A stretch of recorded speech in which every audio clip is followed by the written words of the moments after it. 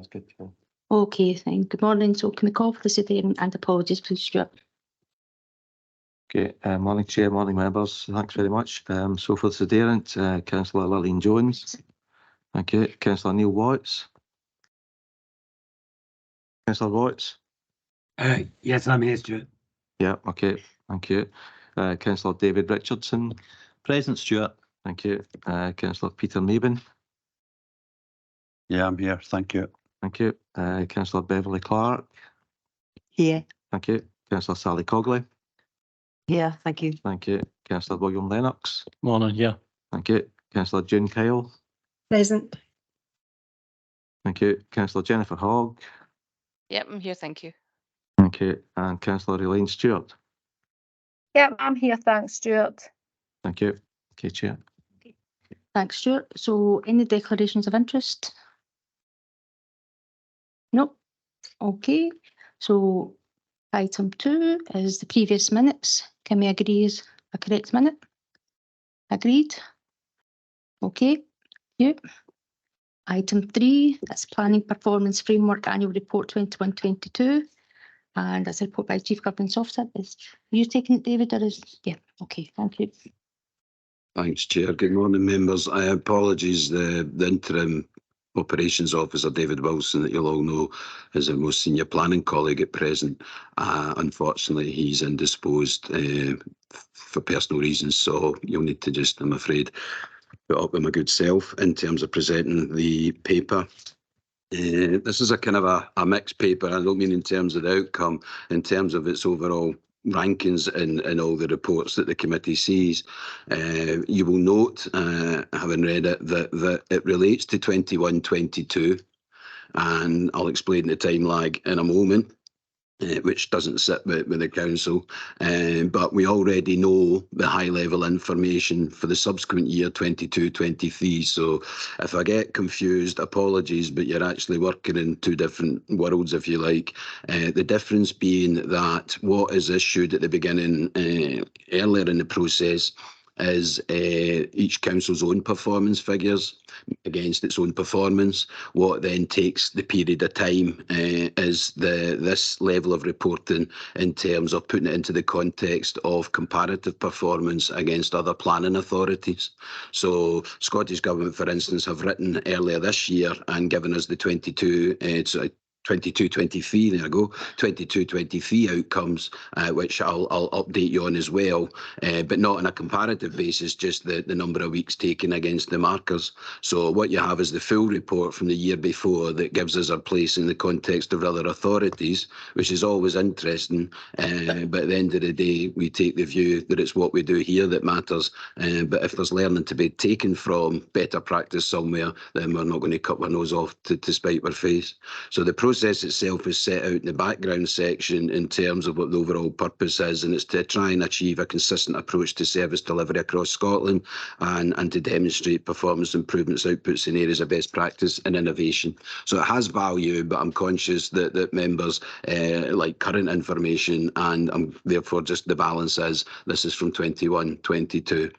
Having set the scene, then you will see in terms of the high level that the council's currently sitting at green, 12 markers on green and 2 markers at amber and no markers on red overall. And the detail there is set out in Appendix 1.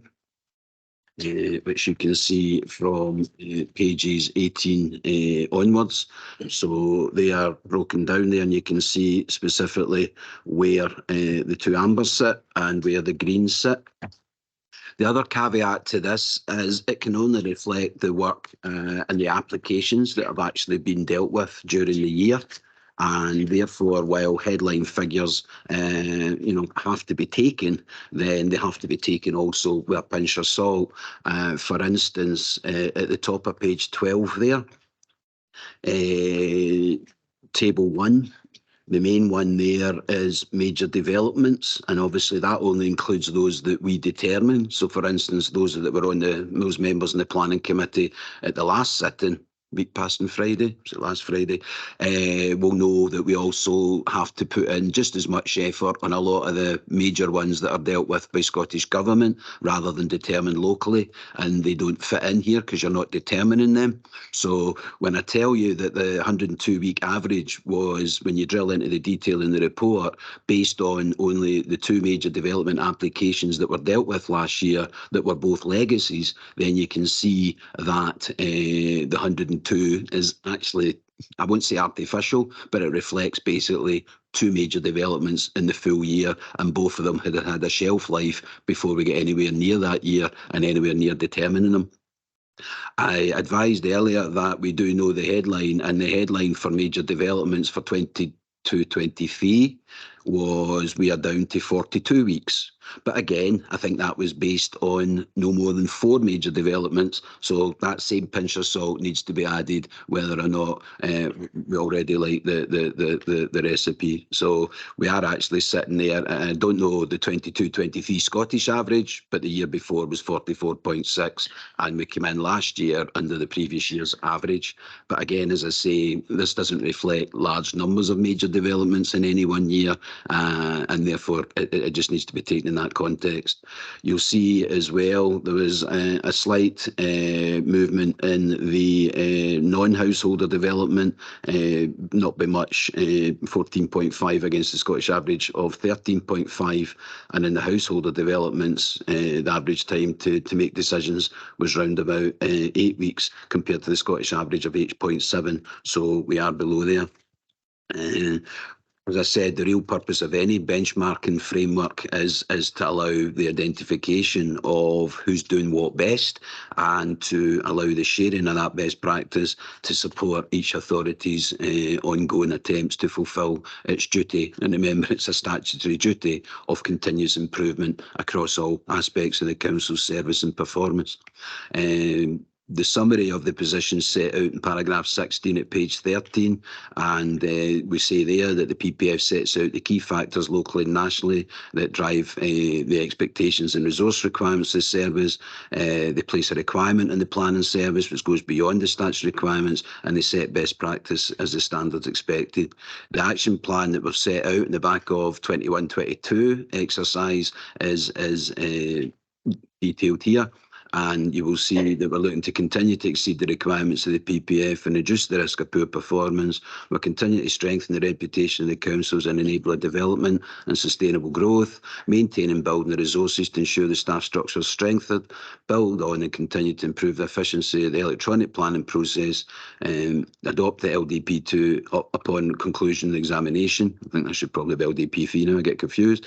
Establish template legal agreements to reduce the legal agreement timescales, and we regularly report those to the planning committee. So we do report on performance back to the planning committee just to give them a break from determining all those applications.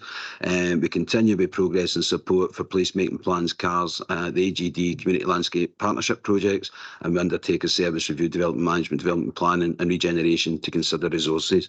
So in that regard, there is a paper in draft which will come to council, because the big gap in the firmament at the moment that I haven't been focusing on, because we've been focusing on performance for the last 2 years since planning and governance came together in September 21. So the report to council will set out the approach we've taken, because when we inherited the service, we inherited it with an outstanding service review for about 5 years. It was slightly neglected. So we have taken an ad hoc approach. We have identified what we needed to do to sustain and maintain and improve performance, and the actions that would have the best effect we have already implemented as we go. And we have identified what else we need to do. So that paper will come, and also set out proposals for council's approval for the appointment of a chief planning officer, which, as I referred to earlier, is the final gap in the firmament. There was a head of plan economic development before. The 2021 management restructure resulted in the current arrangement whereby some planning development management came to governance, and planning policy projects, the development plan side, the AGD side, David McDowell's side of the house sits under him as the head of economic growth. So sitting behind all of this, we have reviewed the structures, and the structures are largely fit for purpose. In terms of the team arrangements, there's a planning team, there's a building standards team, and then there is the admin team that support both of them in terms of the receipt, validation and processing of all applications, and that we are maximising the electronic process and the planning portal. So we are making good use of technology to improve efficiency. We have the right structure in terms of both the teams and the staffing. We did a review in building standards recently, and that led to a regrading of certain posts. And we intend also just to satisfy ourselves that we've got the right grades for the right posts in the planning service, and that'll be one of the actions that will be coming forward in the report to Council in October in terms of reviewing those grades to make sure we are being competitive and we are paying the going rate for what we're asking our planners, our senior planners and our team leaders to do. The paper will, as I say, seek council approval to appoint a chief planner, and then we'll go out and recruit. So the ambition is that by the end of this financial year, we will have a fully functioning, fully effective planning service that will have its chief planning officer in position. They won't be a chief officer. They will be the chief planning officer. They will report directly to council, the planning committee, any other cabinet, whatever, as the most senior professional planner in the firmament, but they will sit within governance in terms of paying rations, in terms of the current structure.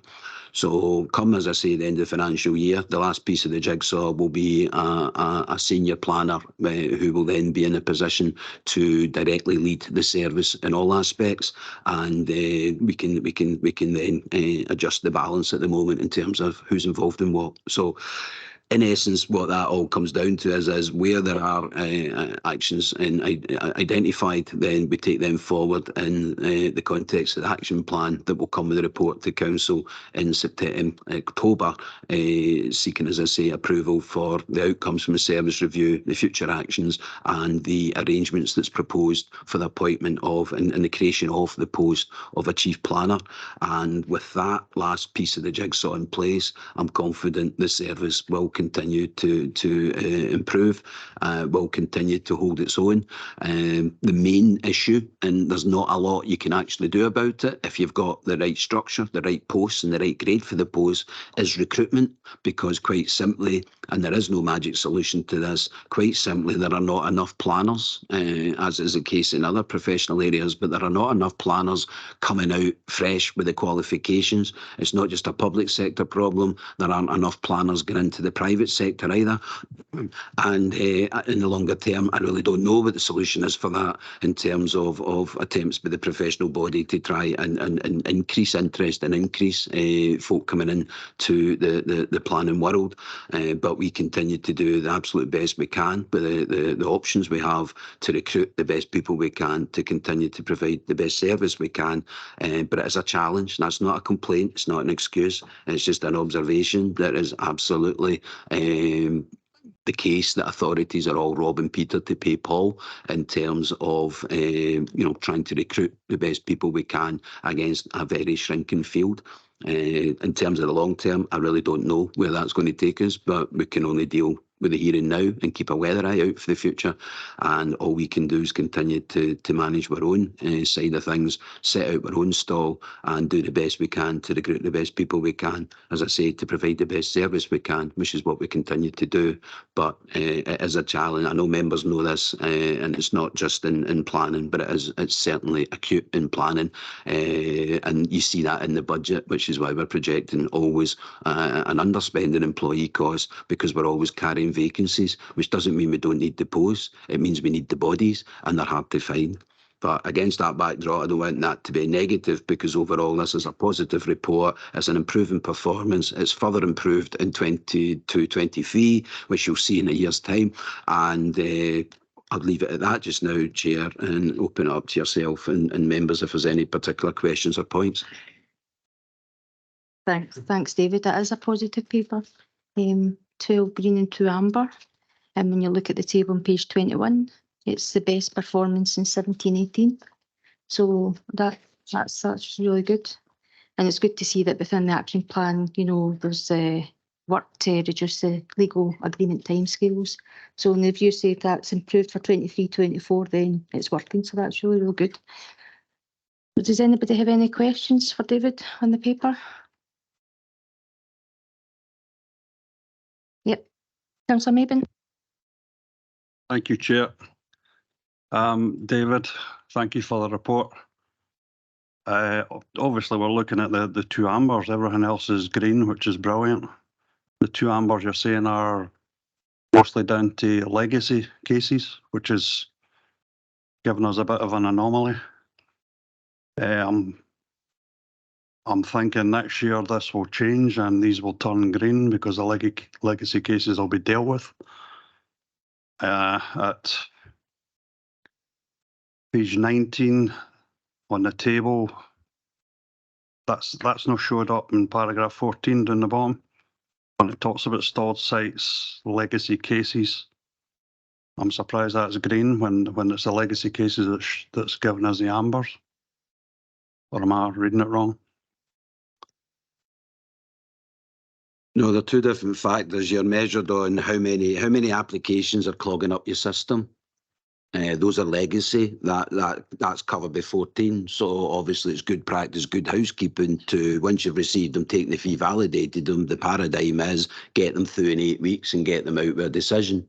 These are ones which, for whatever reason, haven't come in, been validated. And it's not that we are sitting there putting them in a queue. There's many reasons why, if you get a bad application, it's not going anywhere.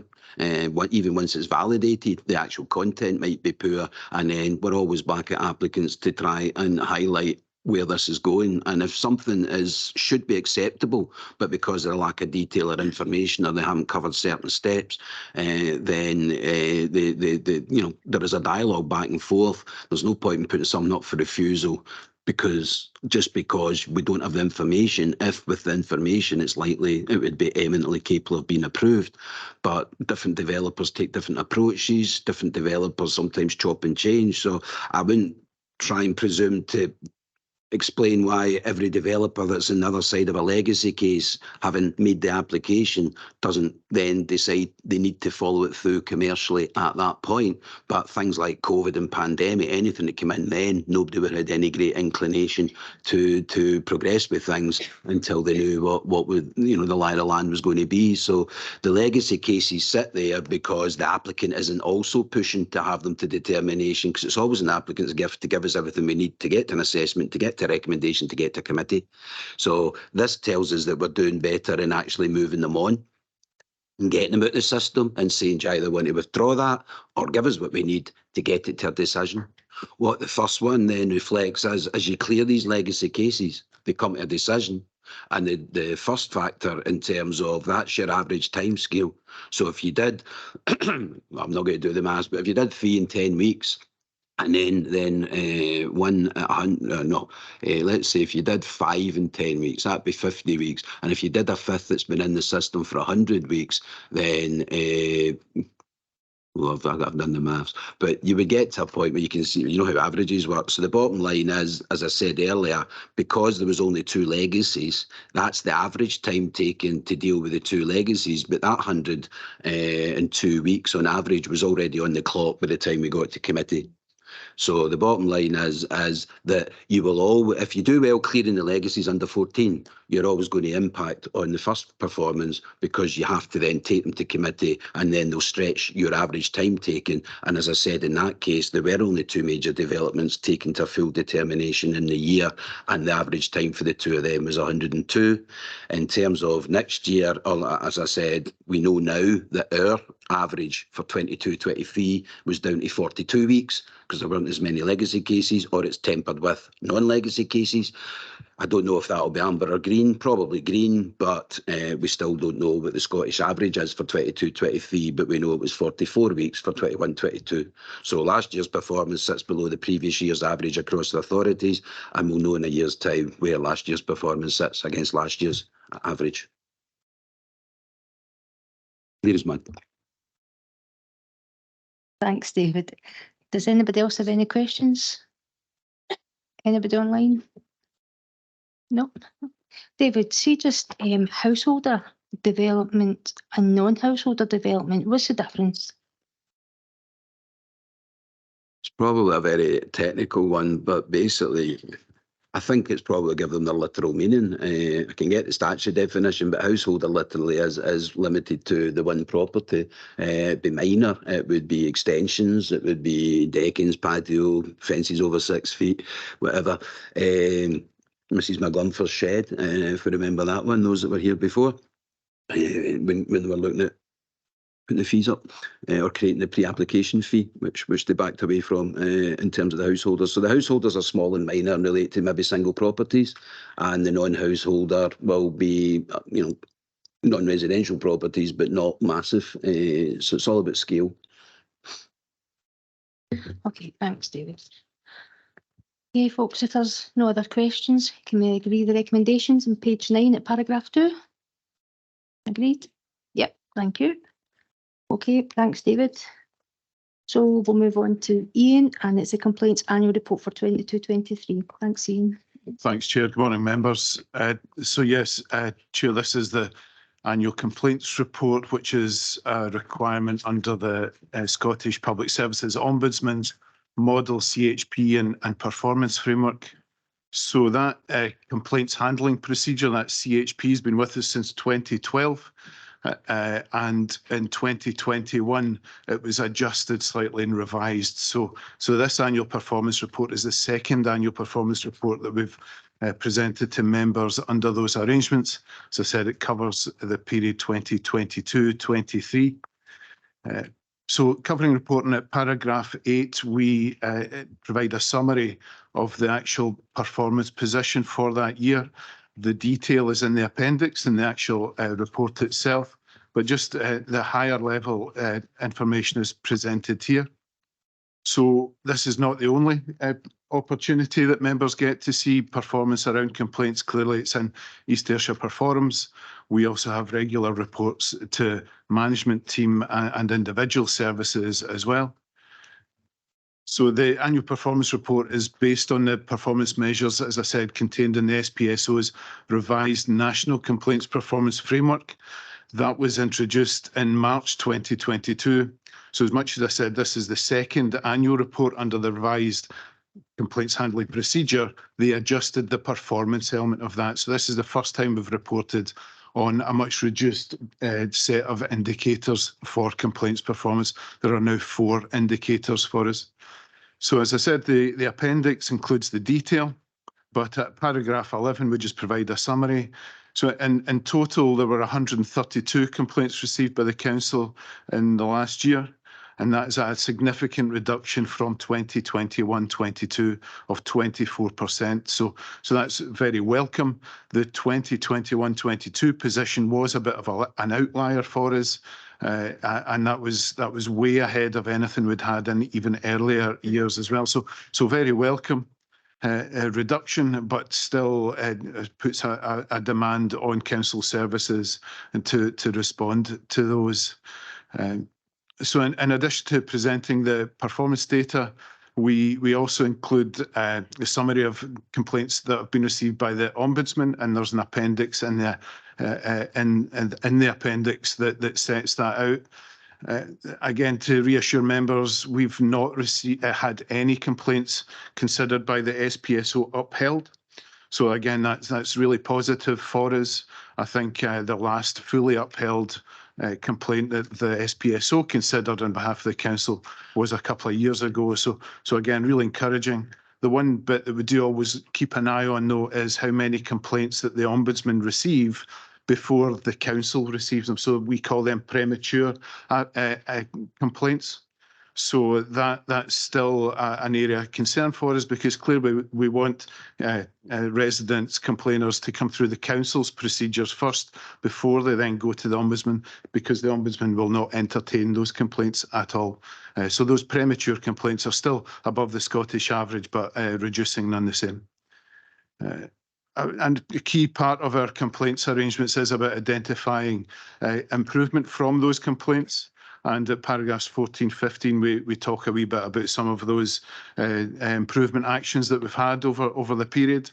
We also talk about the work that we do behind the scenes to support the handling of complaints. and we've got a very strong learning and training and development package in place that's supported through colleagues in people and culture, and we also have specific training provided to. We've a team now of 18 council officers across all services trained by the Ombudsman on complaints investigation as well. Chair, I wasn't proposing to go through the actual annual report itself and just stick to those summary points.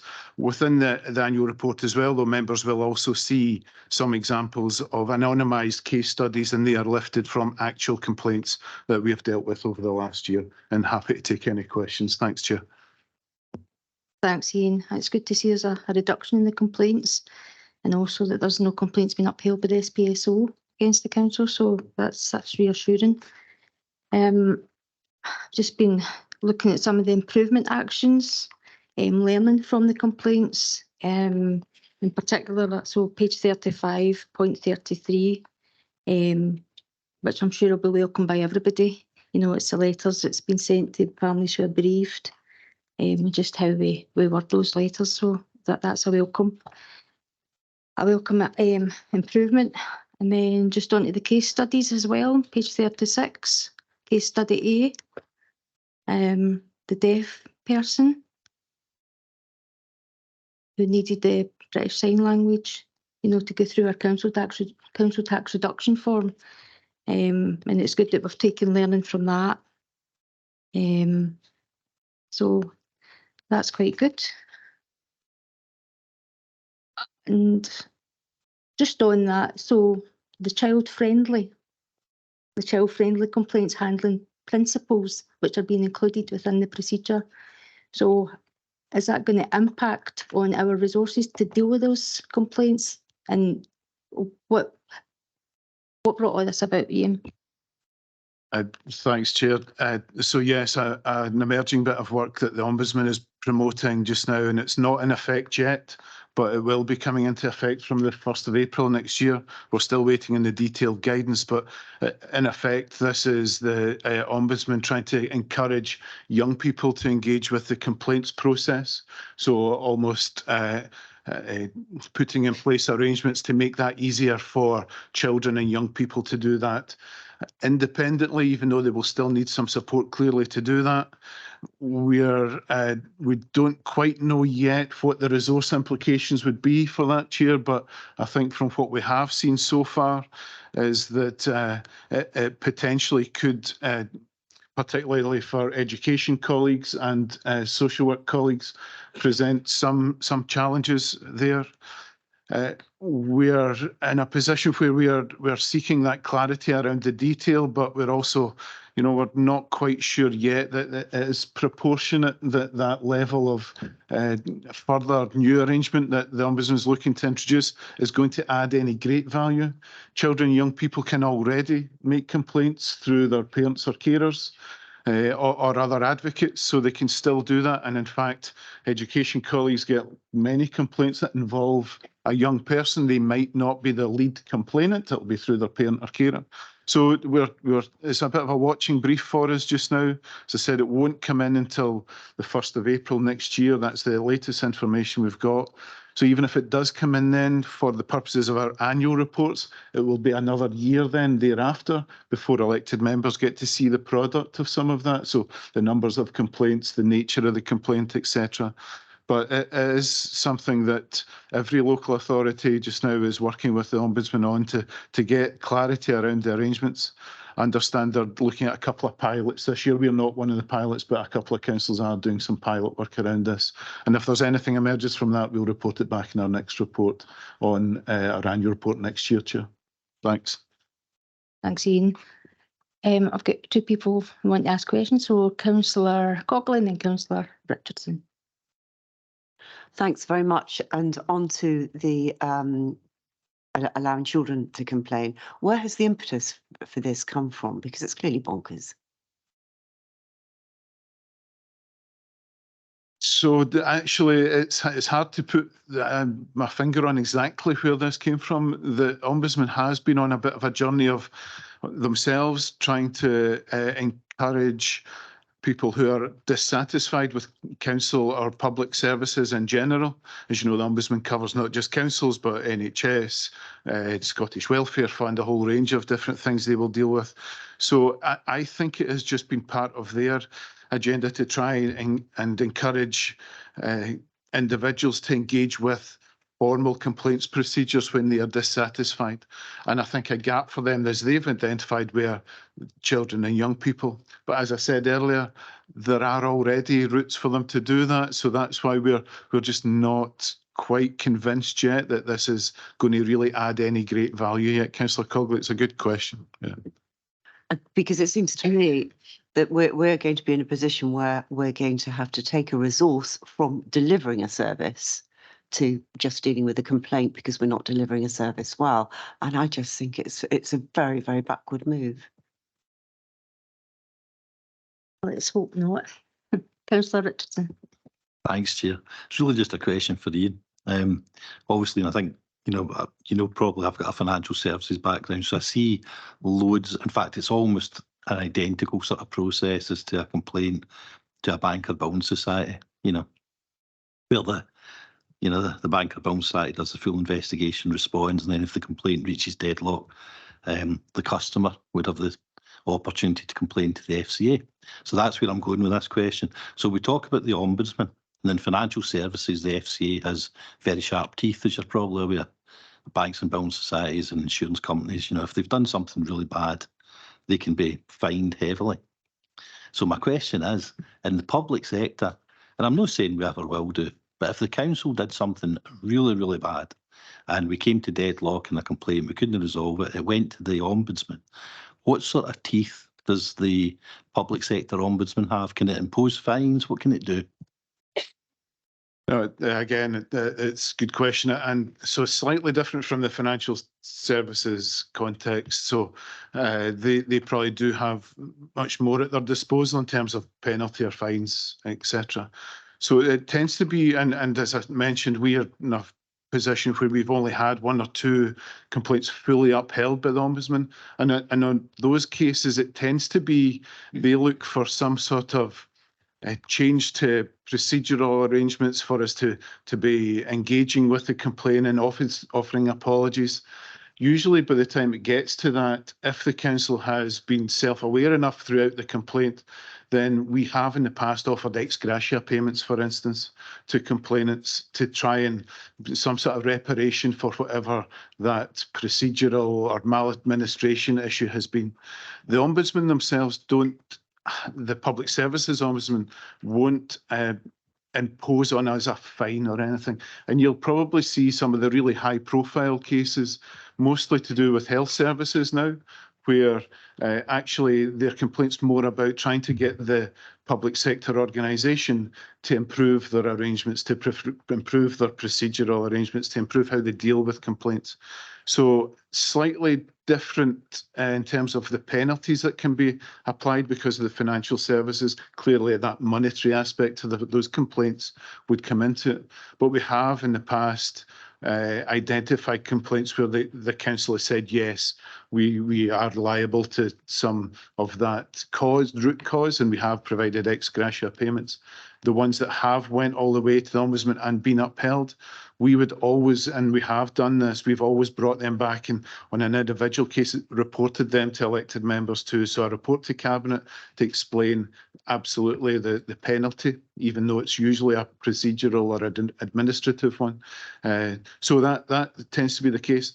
It's often a criticism of the Scottish Public Services Ombudsman that they go through all that bureaucracy, all that process, all that investigation, and at the end of it, actually, the outcome tends to be really, a kind of written criticism or a recommendation for improvement. Yeah. Thanks. Thanks, Ian. That was a cracking answer. Thanks very much. Thanks, Councillor Richardson. Is there any other questions for Ian in this paper? No. Okay. Can we agree the recommendations on page 22, paragraph 2? Yeah, agreed. Lovely, thank you. So I'm going to item 5, and it's the ASN Specialist School Sector Initial Leaver Destinations, and that's over to yourself, Ian. Thank you. Thank you, Chair. Good morning, everybody. This short report is a follow-up to the Education Service presentation to the committee in May 2023 on school leaver attainment. The purpose of this report is to provide Governance and Scrutiny Committee with information pertaining to school leaver destinations for 21-22 for young people from East Ayrshire's ASN schools. There are 4 recommendations that the committee recognise the support that children and young people leaving from ASN schools receive from teachers, support staff, parents and carers and partner agencies. Recognise the key role of the ASN Transitions Forum for those young people progressing from children's care services into adult care services. Congratulate the young people on their achievements and otherwise note the contents of the report. Background to the report, including reference to publication of the annual survey of initial school leaver destinations on the National Senior Phase benchmarking tool Insight, is in paragraphs 3 and 4, which also highlights that leaver destinations are not recorded from our 3 ASN schools within Insight. Paragraphs 5 and 6 provide information on the importance of the SDS 16+ Data Hub in tracking and monitoring the destination status of every young person aged between 15 and 24, and importantly that the destination status of young people leaving our ASN schools is recorded on the hub. Paragraph 7 has detail on leavers from sessions 21-22 and includes their initial progressions on leaving school. Paragraph 8 focuses on the support skills development Scotland provide to Park School, and this can also be provided to our 2 other more specialist schools on request. Paragraphs 9 and 10 describe the function of the ASN Transitions Forum and its role in identifying post-school provision for young people with more complex additional support needs, and for those young people transitioning into adult health and social care services, that appropriate support is readily available to ensure that transition is as seamless as possible. Happy to take any questions on the paper. Thanks, Ian, and thanks for bringing this paper forward for us. It's good to actually see some of the destinations for pupils from Park School. It's heartening to see actually, but just in terms of the destinations, I mean, are they long term? Are they short term? Or do you track those? Thanks, Chair. The destinations in the paper are the initial destinations, so they will be the destinations on leaving school. To give you an example of what could be a learner journey in that case, we have young people on DFN Project Search. We've led the Education Services have led Project Search now for 10 years. Now that is a subsequent destination, but what we look for in Project Search is maybe a time at college for young people to get ready to move on to what is quite an intensive year, work-based learning. And kind of an example for this year, we had 7 young people in Project Search. They graduated in June. 7 out of the 7 are now in employment. And that is what we want to see. You know, it's the sustainability. So that's the kind of process or the journey that a lot of these young people go on, where the college will be an initial destination. They may be in college for a couple of years. But when they're ready, they'll look to other more sustainable destinations following that. That's great. Well done to those 7 pupils who are now in work destination. That's absolutely fantastic. Question from Councillor Stewart. Morning, Ian. Thanks very much for that report and congratulations to all the young people. Just a couple of wee questions. So, are SL 3366 involved? We were young people. Do they put any kind of team into to work with Enable and Project Search? Thanks, Councillor Stewart. Through you, Chair. Yes, absolutely. Marjorie Harvey leads in Project Search, who also leads SL33. So Marjorie has a kind of overview of our post-school progressions through that route. And Park School, we have a class at SL33 of Park School pupils who come into SL33 on a weekly basis. So all the support is, we hope that single door approach and that overarching support will help these young people to find these seamless progressions. Any other questions, Councillor Stewart? No, maybe just a follow on to that. So as part of the transition and planning for the ASM, is there anything that we could be doing to improve what we're doing already? Through you, Chair. I think, you know, we're always looking to improve in everything we do, Councillor Stewart. So, I mean, we're not, so there will be different things we can do. I think one of the things that we've identified has been really key for these young people. When they go into, say, for instance, modern apprenticeships, I think we need to be much more robust in the pre-apprenticeship approach. That actually, sometimes we need to spend more time, actually looking at developing skills before they go into the apprenticeship to make sure they sustain it. So that's something we're focusing on at the moment, that pre-apprenticeship training, to actually give these young people a really good chance that when they go into actual employment, they're going to stay there, because actually the key here is sustainability. It's not just that initial step, it's actually the steps following that. So I think pre-apprenticeship and kind of pre-employment training is something that we're really looking at the moment. That's great. Thanks, Chair. Thanks, Councillor Stewart. Okay, Amanda, you want to come in? Thanks, Chair. Just to reassure just what Ian says, we are currently working on a wider pre-employment, pre-apprenticeship scheme for our young people, and we've also, the council's got a supporting positive recruitment policy that we're reviewing just now as well, just to make sure that we're widening up all the opportunities and working in partnership with education. Thanks, Chair. That's good to hear, and Ian, it's good to hear, you know, about the pre-work, you know, to give the additional skills, you know, equip them for the world of work, for life, really. So that's really good, and those opportunities are given to everybody, every young person. So that's excellent. Does anybody have any other questions or comments for Ian? No. Okay. So can we agree the recommendations on page 41, paragraph 2? Yep. Okay. Thank you very much. Thank you very much, Ian. Okay. Now it's over to Joe for our East Ayrshire Performance Summary Report. Thanks, Joe. Thank you, Chair. And members, this is the first East Ayrshire Performance Report of this year. It builds on the messages I gave to you in around June, messages that were around services experiencing increased demand and also seeing increased costs, substantial increased costs within their budgets. And the report itself was considered and approved by Cabinet yesterday. And I suppose those broad themes that I mentioned in June are materialised in the report before you today. It's a report that shows that the Council is anticipated to end the year around £9 million overspent within our services. And I'll take you through why that is and where that is. Within education,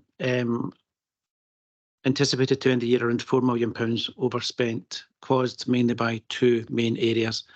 In early years, an overspend of around £1.5 million, and that takes account of the £1 million that was carried forward at the year end as well. And within that service, we are seeing increased demand and we're seeing higher costs, but we're also looking at the model that's been deployed as well. You know that this has been a long-standing issue, and you know that we are working with support, to support the service going forward. And in that support, the services have recently procured the services of the improvement service to work alongside them to see and to test their model that they currently operate. And at the same time as that work is taking place, we're also reviewing the cohorts that are actually receiving the service, recognising that it's 3- and 4-year-olds that are funded. But in our model, we seem to have a large amount of 2-year-olds. And so the work, looking at the cohorts, will feed into that wider piece of work that's been undertaken by the improvement service, with a report coming back to members soon, so that you can assess the work that's been done and the reasonableness of the budget and the service that's provided. Also within education, we're seeing around a £2.5 million overspend in our ASN, our additional support needs budget, caused mainly by one area, which is around £1.7 million, to do with special education transport. You know that the Chief Education Officer is undertaking a wider review of that whole budget to look at other ways of operating that, recognising that on some occasions it's best placed to support those young people in their communities too, and in schools closer to home. That wider piece of work on that ASN provision is being prepared by the Chief Education Officer. And again, that report and that wider review will be brought back to you for consideration. So we've got a £4 million overspend in education and 2 large pieces of work running concurrently to bring before you with options for you to consider. Within housing and communities, 3 things at play here. An overspend of around £1.3 million, sitting in 3 areas. In facilities and property management, we have an overspend of around £600,000, caused predominantly by the timing of capital fee income. So Andrew's professional QSs and architects will design schemes, but those schemes have been delayed because of, for example, government funding, or because the tenders that have been received back, or the works that have been due to be undertaken are in excess of budget. But that capital fee income that will come back into the system as those schemes are progressed and maybe next year. He's also seeing, similar to households across the length and breadth of East Ayrshire, seeing food cost inflation being really severe, particularly in school meals, where we support that initiative undertaken by members at the council. In housing and communities, an overspend of around £500,000, predominantly due to waste. But again, you know that the head of housing and communities, per the guidance that you gave as part of the budget, is doing that wider review of the waste service. And so that will be concluding and be reported back to you before the end of this year, and certainly probably before Christmas, so that they can then take options forward in their budget. And then in terms of Ayrshire Roads Alliance, a £200,000 overspend, but masking a much bigger issue, as you know, and that's about that £500,000 of primary and secondary transport. And in order to bring that budget back online, the head of the Ayrshire Roads Alliance has taken steps to review discretionary spend and works alongside the roads infrastructure budget in order to bring that back down from that £500,000 overspend down to around a £200,000 overspend. And within wellbeing or social care, around a £4 million overspend projected as well. You know, members, that this was a budget that was sustained all the way through COVID by substantial government funding, one-off funding to support the service. And you know as well that the service in recent months was also supporting private care home providers as well. That funding, or access to that funding, ceased in the 1st of April this year. And so the Director of Health and Social Care, supported by his management team, are reviewing those services. They do have some COVID funding left over. They do have some balances, but they're also reviewing services too. The way the Integration Joint Board works is that where an overspend is projected, then the integration scheme, that legal document that covers the operation of the IJB, requires that a financial plan is put in place to bring the budget back online. Now, that work on that plan has commenced, and that will be reported to the Integration Joint Board for approval. So you can see, members, that across the budgets we've got a fair piece of pressure, but we have a whole raft of works and plans and reviews taking place to bring back to you. And I think as we go through the year, that £9 million will reduce. And certainly I'll be supporting colleagues, as will colleagues across finance and ICT, to bring that budget back online, but recognising that we're going through this real pressure with the legacy of COVID, the removal of COVID funding, and also the additional costs that we're seeing through inflation as well. And that's coming down, and we just need to work other ways in terms of the COVID funding. And so I'm confident as we go through the year that should come back online. Just a couple of things to bring to your attention as well at paragraph 15 and 16. And this is in relation to Scottish Welfare Fund, £1 million budget that we receive from Scottish Government each year. It helps support grants and applications for crisis grants and community care grants. You know that these are under pressure. Cabinet agreed that £250,000 could be put into this budget this year to make the £1 million £1.25 million. And I asked Cabinet, and Cabinet kindly approved yesterday a further adjustment of £400,000 from the finance and ICT and underspend this year, because we're still recruiting staff, to make that budget 1.650 this year. That's helping us to keep the eligibility criteria for crisis grants at low. The eligibility for community care grants is at medium.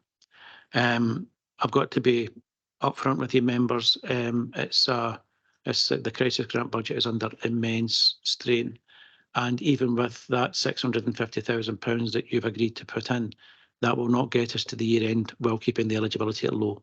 So at some point, I may have to come back to Cabinet, back to yourselves and explain just what's happening. But we're seeing a real need for crisis support in our council. And it's not just here, it's across the board and other councils too.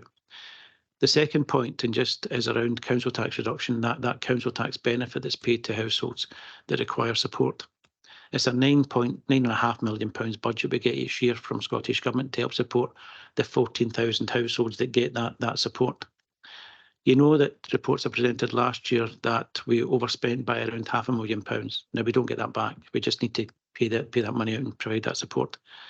Very early indications this year would suggest that that budget is potentially likely to overspend by £1 million. So members, you're beginning to see a pressure within the council, and you're beginning to see a pressure in households across East Ayrshire, both in terms of crisis grants and community care grants. And what we're trying to do to sustain them and provide and continue to provide that support. Chair, I'm conscious that the other parts of the covering report are more detailed and provided, more information provided in the covering report, and Cora's here to support that. But I'm happy to stop there and take any questions. Thanks, Joe. Opening up for questions. We'll start with Councillor Richardson. Thanks, Joe. Thanks for that summary. Joe, just I know it'll be a difficult question to answer this one, but obviously we're projecting a total overspend at this point of 9 million. All of the department heads and the departments are looking at ways of bringing their budgets back online. But let's just assume, let's just assume for argument's sake that at the end of the financial year, there's an actual overspend of £4 million. Because they've done well, they've managed to find 5 million, but they've not found the total 9. How does East Ayrshire Council find that net overspend, if you get me? Where do we get the money from to fund that? So through you, Chair, a similar exercise, maybe not to the same value of £4 million occurred at year end, where a few services were highlighting overspends despite the work that they'd done throughout the year. A reserve strategy means that if you overspend a service budget in 1 year, then that overspend becomes the first hit against next year's budget. But we recognised in June that this year was going to be problematic. And so we sought and received Cabinet approval to use additional yielding council tax in some underspends through other places to shore up and bolster some of those year-end overspends. We were able to do that for every service except early years, and that £1 million carried forward. And that's carried forward in now £1.5 million. So you would expect, logically, if it was linear, that £1 million overspend in 1 year and do nothing about it would be a £2 million overspend the following year. It's not, it's 1.5. So you're beginning to see the work that's taken place. So, you know, it's going to be a tricky year for us and for all councils. But, you know, out with these meetings, myself, colleagues are meeting with service heads and corporate management team too, and other issues, and we'll talk about that shortly, that we're doing to try and support services with their reviews, because it's imperative that they bring it back online. It will mean, as we go through the budget process for 2024-25, that we'll have some options for members that will maybe members probably not seen before, as we describe how we're going to close budgets. But that's what we're doing. That's what we're well trained for, and we have policies and procedures in place to help us do that. Yeah, thanks, Joe. No, that's fine. Right. I mean, department heads have certainly got their work cut out for them, Joe. And I just hope that they can bring their budgets back in line. And when will we have that review outcome, Joe? So, very good question, Chair. And a number of reviews taking place in the Cabinet yesterday. One member was quite clear that those reports were to be brought back at the earliest opportunity, and certainly that helps a great deal. And you know, there's a timetable to all of this, and we have 4 East Ayrshire performance reports each year. But you know, work has begun in my service on the 2024-25 revenue budget, and you know, as we begin to walk members towards that end of February meeting. And so it's important that that these things are brought back before that date, so that members are aware of the actions they need to take and that they're not setting a budget while the review is still live. Thanks, Joe. And I mean, you know, you're right to highlight about the Scottish Welfare Fund and the council tax reduction pressures, and it just shows you the financial strain that's out in our communities just now, and it's not looking good. But see, just in terms of the 24-25 revenue budget, and you're saying that inflation's now on its way down, so try to take silver lining at something that's really bad. If inflation keeps reducing, the pressures won't be as bad for 24-25. Is that right, or is that just nonsense on my part? No, it's right. And if anyone's speaking nonsense, it was probably me in early reports, because at one point I said there was going to be deflation based on various reports I read. That's no longer going to be the case. No, you're right. A falling inflation will help. What concerns me is the lag between it falling and it crystallising into reduction in prices. That's the bit that I need to know about. Yeah, it's affecting everything, absolutely everything, this inflation. Does anybody else have any questions or comments, points? Yep, Councillor Cogley. Yeah, thank you, but I'm not sure if it's appropriate at this stage. Are we going into more detail? Or because I want to ask about the capital programme and about absence management. So are we coming on to that? Thank you. We are. Okay, so if there's no more questions for Joe at this point, we'll just move on.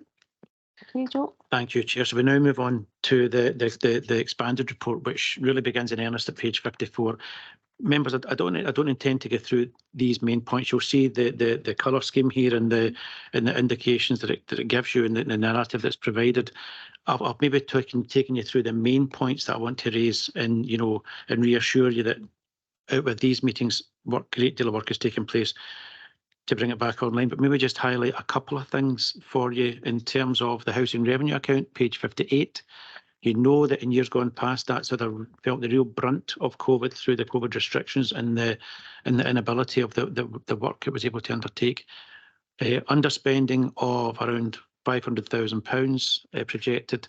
That's to do with additional rent, which is helpful, as well as additional or lower costs in relation to housing asset service, and just finally picking up on the £9 million and the point that Councillor Richardson made, just picking up on page 54 governance and showing the £521,000 of an underspend. Some of it's caused by, that service has been undertaken, but the biggest part of it is around fees for planning and building warrant income. And the Chief Governance Officer will do this year as he kind of did last year, which is at the end of the year, where that's in surplus, offer that surplus up to those services that are feeling the strain and feeling and maybe presenting overspend. So it shows that sort of CMT collegiate approach to working as a team to try and make this happen. So that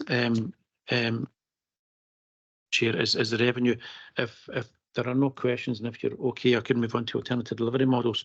And these two parts, this part deals, as you know, members, with two main items. It's the Ayrshire Roads Alliance and the East Ayrshire Leisure Trust. And within the alliance, we can see that consolidated position where we take in South Ayrshire's budget to an underspend rather of around £300,000. And you can see that £400,000 of an overspend is in that centralised strategic delivery element. And then you can see an overspend in East Ayrshire Council, local delivery, but an overspend of £200,000 in South Ayrshire. Within East, we've got a vacant post that touched on the point that David made in his earlier report about how it's not just us, I think, as the public sector, finding it really challenging to find technical specialist posts, recruitment to posts. Again, I think, well, certainly head of Ayrshire Roads Alliance feeling those same problems that David and I are feeling too. And in terms of South Ayrshire, it's to do with upgrades to parking machines.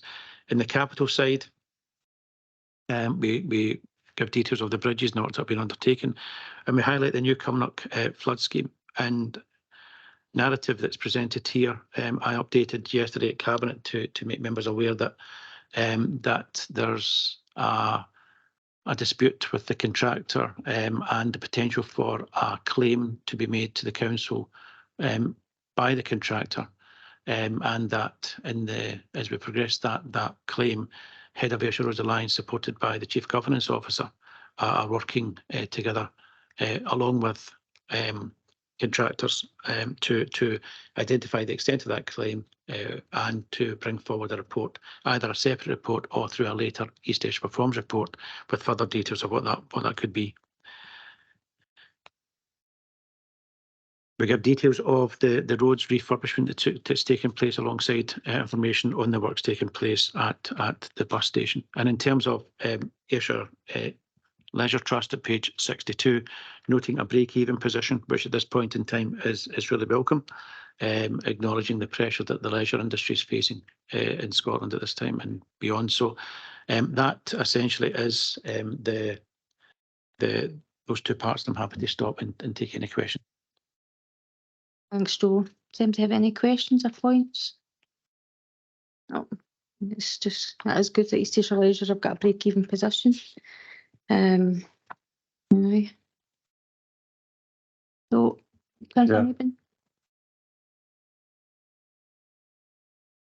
Yeah. Page 60, alternative delivery models. Can I ask why we've got a loss of parking income, almost £500,000? Through you, Chair. So that parking income budget for East Ayrshire Council is around £1.5 million, £1.4 million a year. When the pandemic hit, it plummeted to zero, and we supported that budget in that year. We supported that budget last year as well. But what it's showing is perhaps a bleak picture in terms of 493 under recovered, but it's showing £1 million of parking income is now coming into the council every year now. So we're beginning to build up and recover that budget, which is really, really reassuring. At this point in time, it's 493 under recovered, and we might take steps as we go through the year once we know how it's looking as we go through maybe December and the like, and we can at that point go to Cabinet and ask if further support can be provided. But at that point, you know, I'm really heartened by the work that Kevin and the team have done in trying to bring that back in, but it's recovering faster than I thought it would. Okay, any other points at this point? No. Okay, Joe, do you want to just carry on? So, members, we're on page 64 now, which is the financial resilience indicators, and these were approved as part of the medium-term financial strategy. They were a voluntary thing that we put in place, almost an early warning system, a financial health check on the council. It's as accountants love, it's a table full of numbers, but I'll just explain maybe what they mean. But in terms of our usable reserves, we've seen a drop from 99 million to about 96 million pounds, and that's understandable because that's services drawing down their balances to try and maintain them through the year, and that's what they should be doing in part of the reserve strategy. The uncommitted balance has moved to about 10 or just under 11 million pounds. And, you know, as part of the budget this year and budget setting, and I've said this for many months now, that, you know, I'd like to see that uncommitted balance rise. It is rising. I don't think it'll go much further. But at a time when things are uncertain, it's always good to have an uncommitted balance there that's available for you and available to members if it was so needed. We talk about our unusable reserves and our earmarked reserves, and the table below then talks about the capital side of the house. It shows our capital financing requirement of about £622 million. That's the amount that we need to borrow over time. And that's been increased because members quite rightly, as part of the budget, approved a capital expenditure for the duration of this administration in this term of £249 million. Not borrowed yet, we'll borrow up as and when we need it. What members also done as part of that budget report was you set a limit on borrowing costs. You created almost a triangle which said that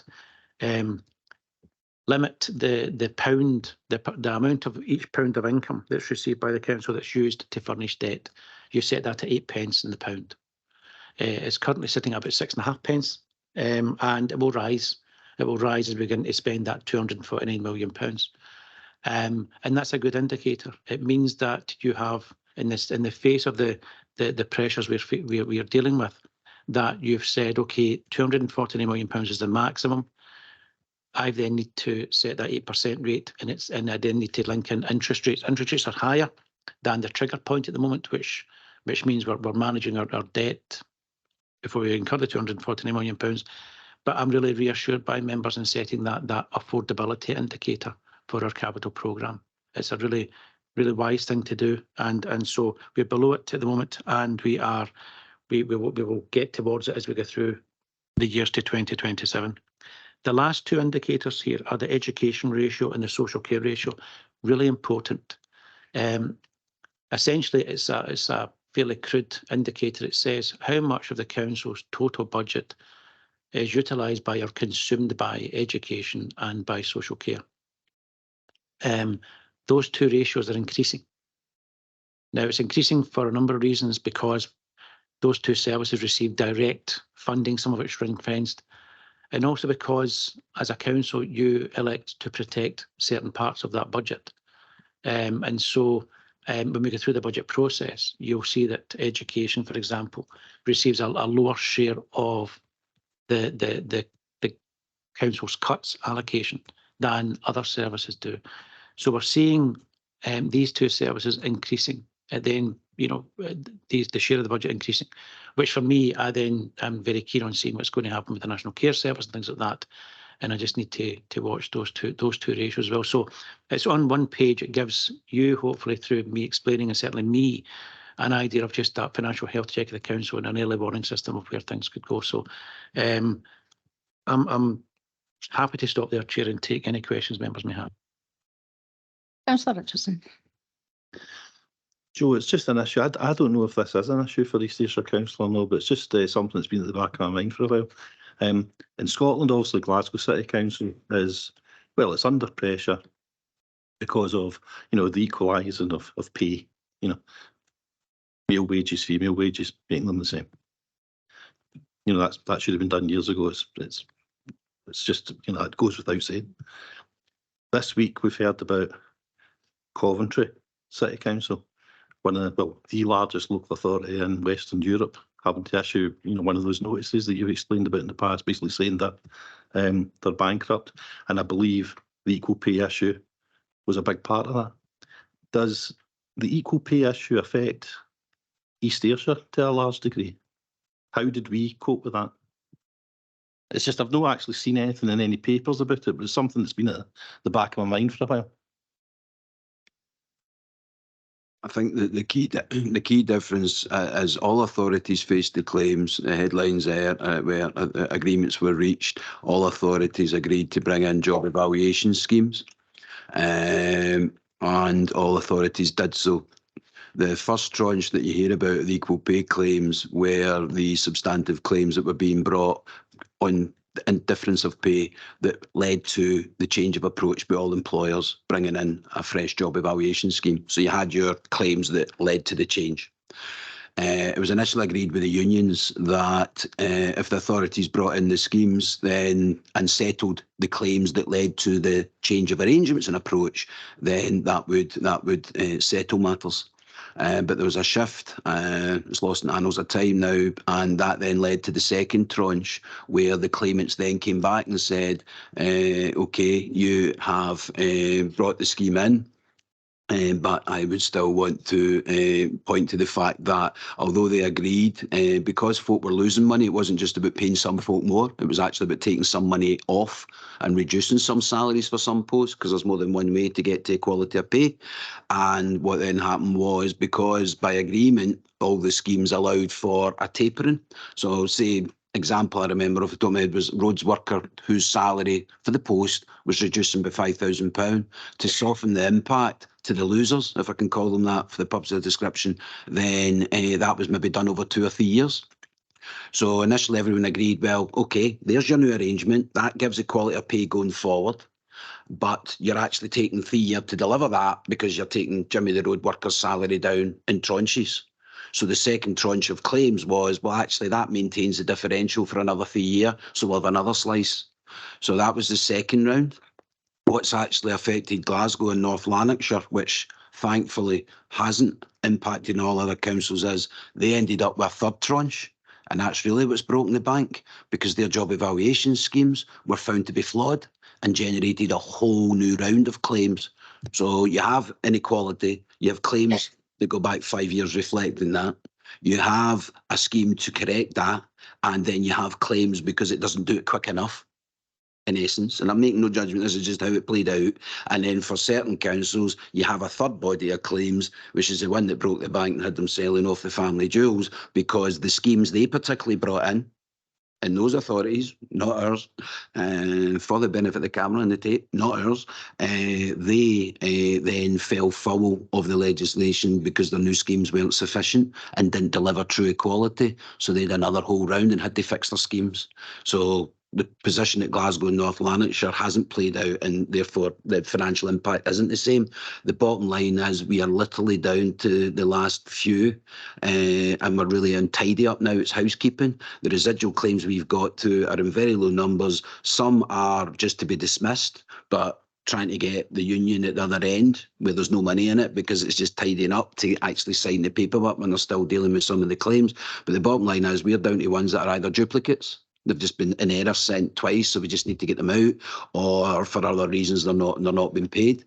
The council, in answer to your original question, basically made more than adequate provision for all the equal pay. We have worked through that, and bottom line is that Joe continues to make adjustments to reduce what was set aside as we get to the absolute end, and we really are now down to virtually single figures. So we are through this storm, and it shouldn't impact in future budgets, certainly not in a negative way.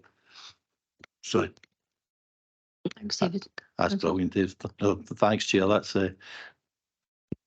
I am really pleased that when I ask questions that are, not in a way the old grey matter, these two guys normally have the answers. So that allays any fears I had in that one.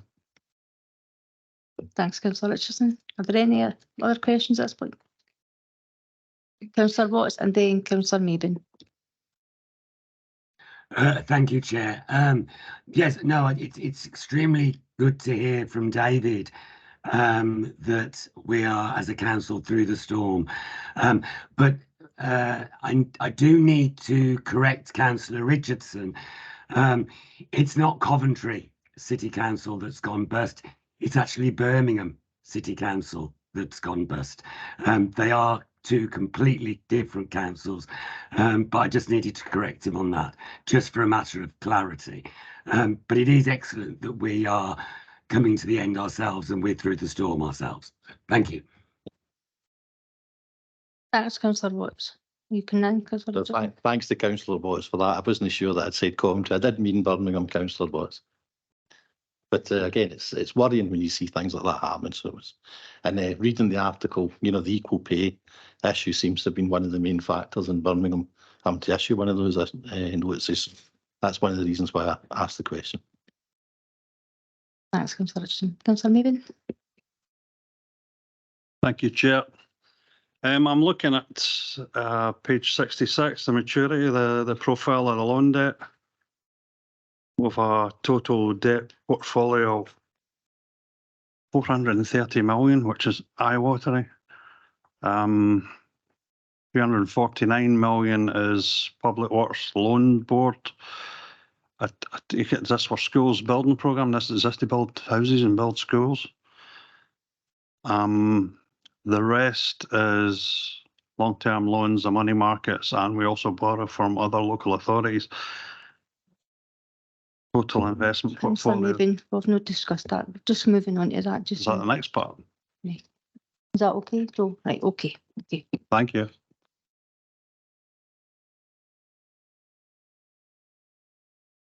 Right, sorry for the confusion. I was just looking, we've got a total investment portfolio of 24.4 million just now. We've got an overspend of 9 million. Is it possible we're going to be going back looking at borrowing more again to add to this? So through you, Chair. So this is the Treasury section of the report. So when we get approval to do a capital scheme, for example, to build a school, and we begin building that school, then that's bricks and mortars and that's asset management. How we pay for it and how we finance it is the Treasury side of the house. If you've got money in the bank, then as the bricks and mortars are beginning to be built, we don't borrow. We use our own money, and we take note of that and put it over here. So we know at some point we'll have what's called an underlying need to borrow. But if you've got funds in the bank earning, 1% and borrowing rate is 5%, and you don't need the money you've got in the bank, then you use your money and you don't pay 5%. And so that's how this side works. The figure you mentioned of the 430. So we will predominantly borrow for, at this point in time, from PWLB, although years ago, and this is important, years ago, and this 430 will go back years ago because we borrow for 50 years predominantly. So this is borrowing we took out 50 years ago. And in those days, it might have been the case that PWLB was expensive, and so you went to money markets and you got loans from them. So that's our historic debt. It ebbs and flows. We need to pay stuff. The graph above shows we need to pay stuff back and we take stuff out. And we just maintain that two sides of it, the capital functional side of it, and then the everyday working capital side of it.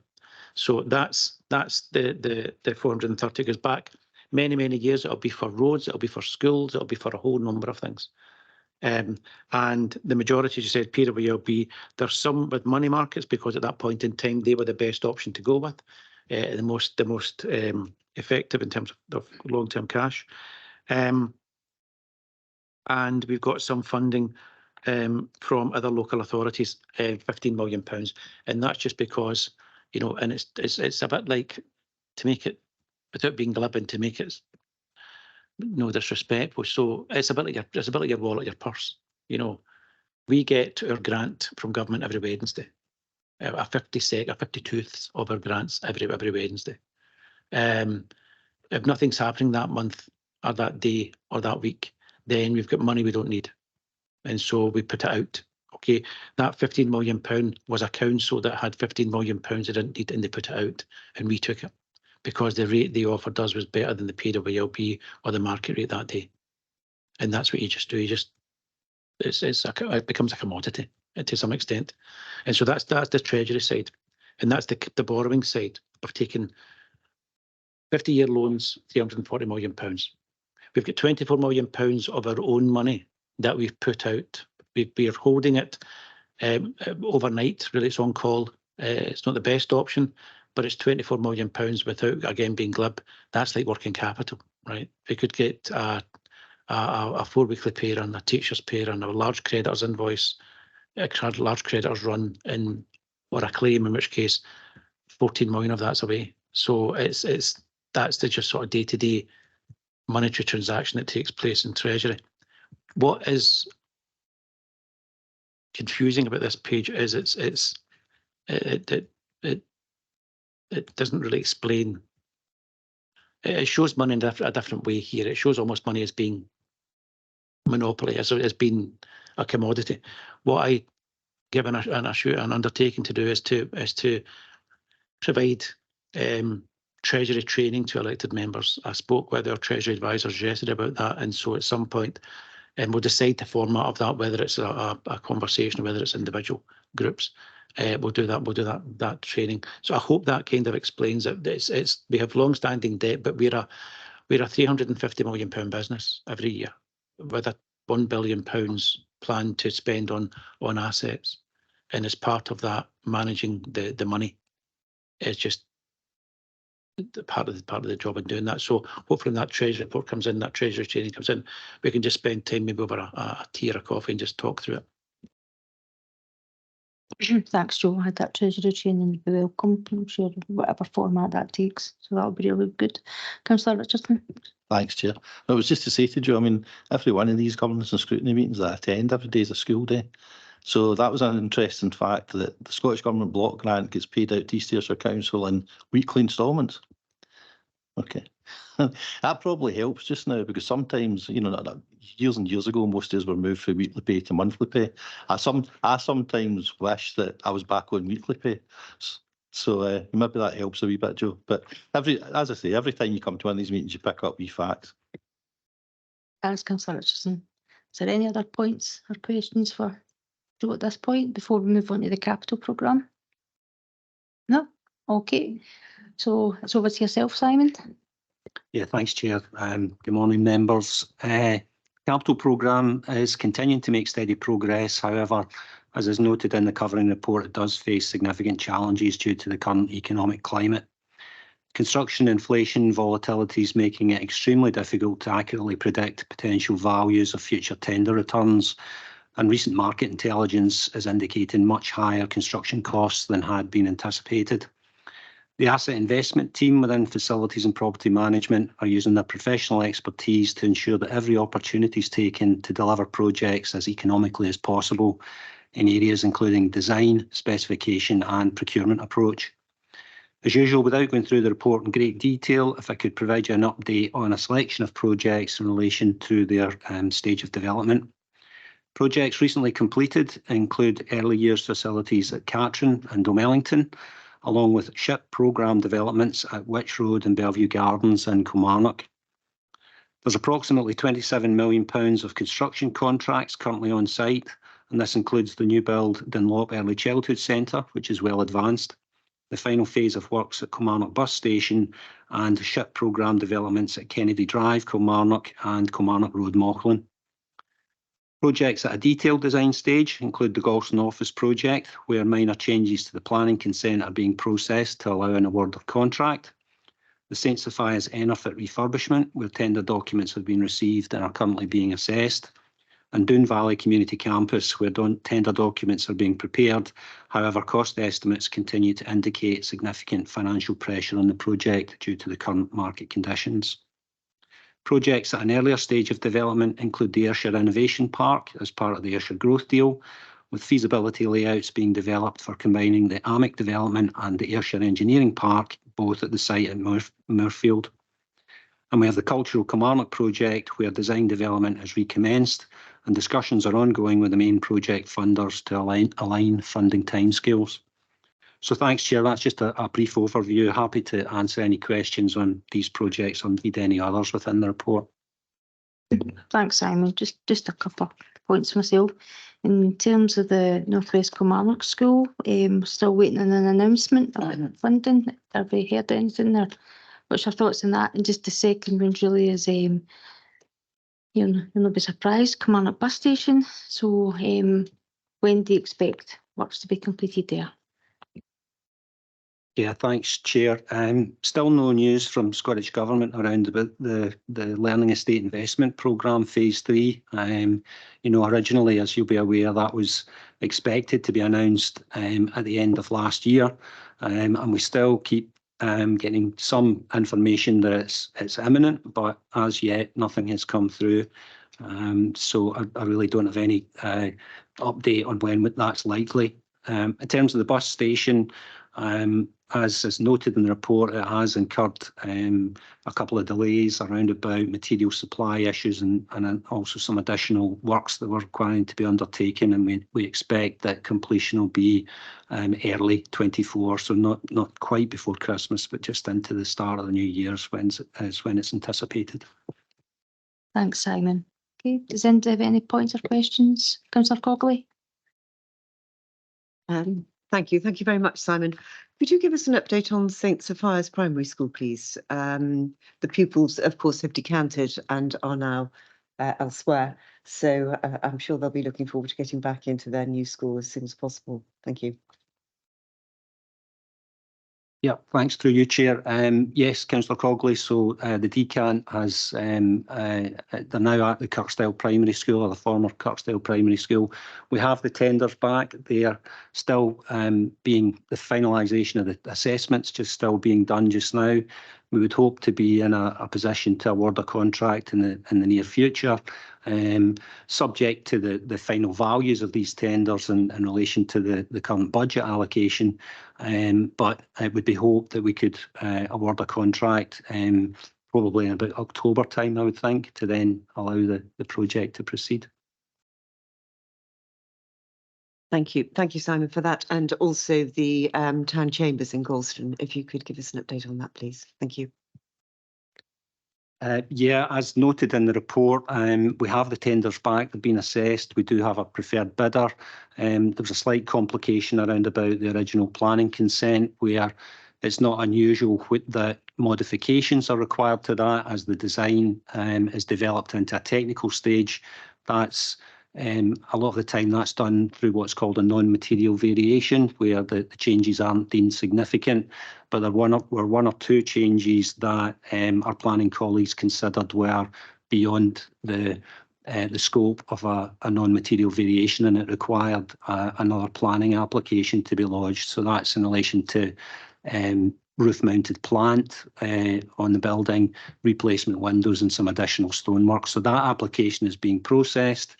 And we would hope again to be able to award a contract I would hope by the end of this month, subject to that application coming through. But the preferred bidder is comfortable to stand by their tender until that process is completed. Just back on that one, are we anticipating any further problems as far as that planning application is concerned? I don't anticipate any issues. It's fairly minor. The scope of works within that planning application. Had a look to see how it was getting on through the portal. There hasn't been any objections to it. It's not very contentious, so I wouldn't anticipate any issues. Thank you. So I'm going to bring in Councillor Stewart and then Councillor Mabin. Hi Simon, Doon Academy, how much more do we think this is going to cost, and what impact is this going to have on the school being built on time? Thanks through you, Chair. Yeah, as I noted in my introduction there is challenges around about the costs for the project. They are trending significantly over budget. That's due to the current economic conditions and construction inflation. We've benchmarked it against other schools that are being tendered just now, and we actually think that the costs associated with this project are fairly competitive, but are trending above what was originally expected when the budget was set. We're in a position just now where it's difficult to put a number on that potential additional cost. We're working closely with the Scottish Government through Scottish Futures Trust to review opportunities for support. So, for instance, there's a potential that Scottish Government might fund some, what's termed abnormal costs associated with the project. So the metrics that the Scottish Futures Trust use to determine the funding package is based on an expectation of what works might be required. And if something is deemed an abnormal, so for instance, the amount of asbestos within the existing school, there could be additional support. So we have prepared a list, detailed explanation of what we feel are these additional costs. We've submitted that to Scottish Futures Trust. We're hoping to meet with them in the near future to get a position on where we are and what further support they may be able to provide. They have already, across the phase 2 projects across the country, increased their revenue support for it, which is helping. And the other part of it is funding from other users, providers within the facility. So NHS Ayrshire and Nairn and Police Scotland, who had previously confirmed financial support, and with the increase in inflation, there's a hope that these contributions will increase as well. So I couldn't really give you a figure just now, but we should be in that position fairly soon to identify just where we are financially. Okay, Councillor Stewart. Just will it impact on when it's supposed to be built? And you actually answered my question about where the extra money was coming from. But will it be built for? Is it October 2025? Through you, Chair, apologies, I didn't answer that part of it. Yes, this exercise is impacting in progress, but we are reviewing the programme in conjunction with our consultants. We would hope to be able to get on site early part of next year, and at the moment the programme is still showing an October 25 completion. I think it's probably going to be more likely it's closer to the end of the year. But, you know, the Scottish Government through Scottish Futures Trust are understanding the position that a lot of local authorities are finding themselves in terms of delays to projects through the current market conditions, you know, and, you know, would hope they would look favourably on what they had originally set as their deadline for funding for the project. But where we sit just now, it still looks like it could be delivered before that deadline of December 25. Okay, Councillor Stewart. Okay, Councillor Mabin. Yeah, thank you, Chair. Apologies, I'm back to St Sophia's. And the ongoing cost, how many pupils are travelling from St Sophia's to Kirkstyle? I take it they meet at St Sophia's and then they get on a bus and they're all bused to Kirkstyle. Is that, and then what's the ongoing cost of that? How long is that bus going to be running? Is that taken from the school budget, or is that now falling into ARA's budget as extra school transport? Simon. Thanks, Chair. I can probably only answer part of that question. Yes, the pupils are being bused from the St Sophia's School to the Kirkstyle School. I'm afraid I don't have the number of pupils, but I can certainly. Okay, thanks, Councillor Cogley. And in terms of where the costs are captured for that transport, I would need to look into that and come back. I think Joe might have. Joe. And through you, Chair, the costs, because it's a capital build, then the costs of the transportation are incorporated within capital. So it doesn't hit the ARA budget or the education budget. It's seen as a cost of that new programme. A good job. It's a good job. Does anybody have any other points or questions for Simon? Councillor Mabin. A tricky one. Ayrshire Growth Deal, the Community Renewable Energy Core project. What is it? Is it a field? Is it a plot of land? Is it a building, or is it a bunch of different buildings? What is it? And it's on hold. When's it going to restart if it's on hold just now? Joe, Simon. So I'll come in, maybe Simon can jump in at the back end. So 16 capital projects in Ayrshire Growth Deal, £252 million of a deal between North, South and East. In East Ayrshire we have AMIC, we have Core, we have Halo, and we have another that's gone at the moment, Muirfield. Within Core, it was originally it's essentially a research demonstrator. There's a meeting that's taken place with the Chief Executive, myself, with Simon, and with relevant colleagues across a number of capital programmes, including the AGD capital programmes. And as a result of that, there's a need to, first of all, as Simon's already touched on, keep within that financial envelope. And with the AGD projects, similar to our usual capital projects, that's becoming a challenge. It's why it's on our risk register and it's on the PMO's risk register. But in terms of Core, it is the Centre of Renewable Energy. It seeks to use the technology, either wind or solar or other options, bring that forward. It's a report that will be brought forward to members, I think, probably within the next 4 weeks to Cabinet, setting out what Core is and our aspirations around Core.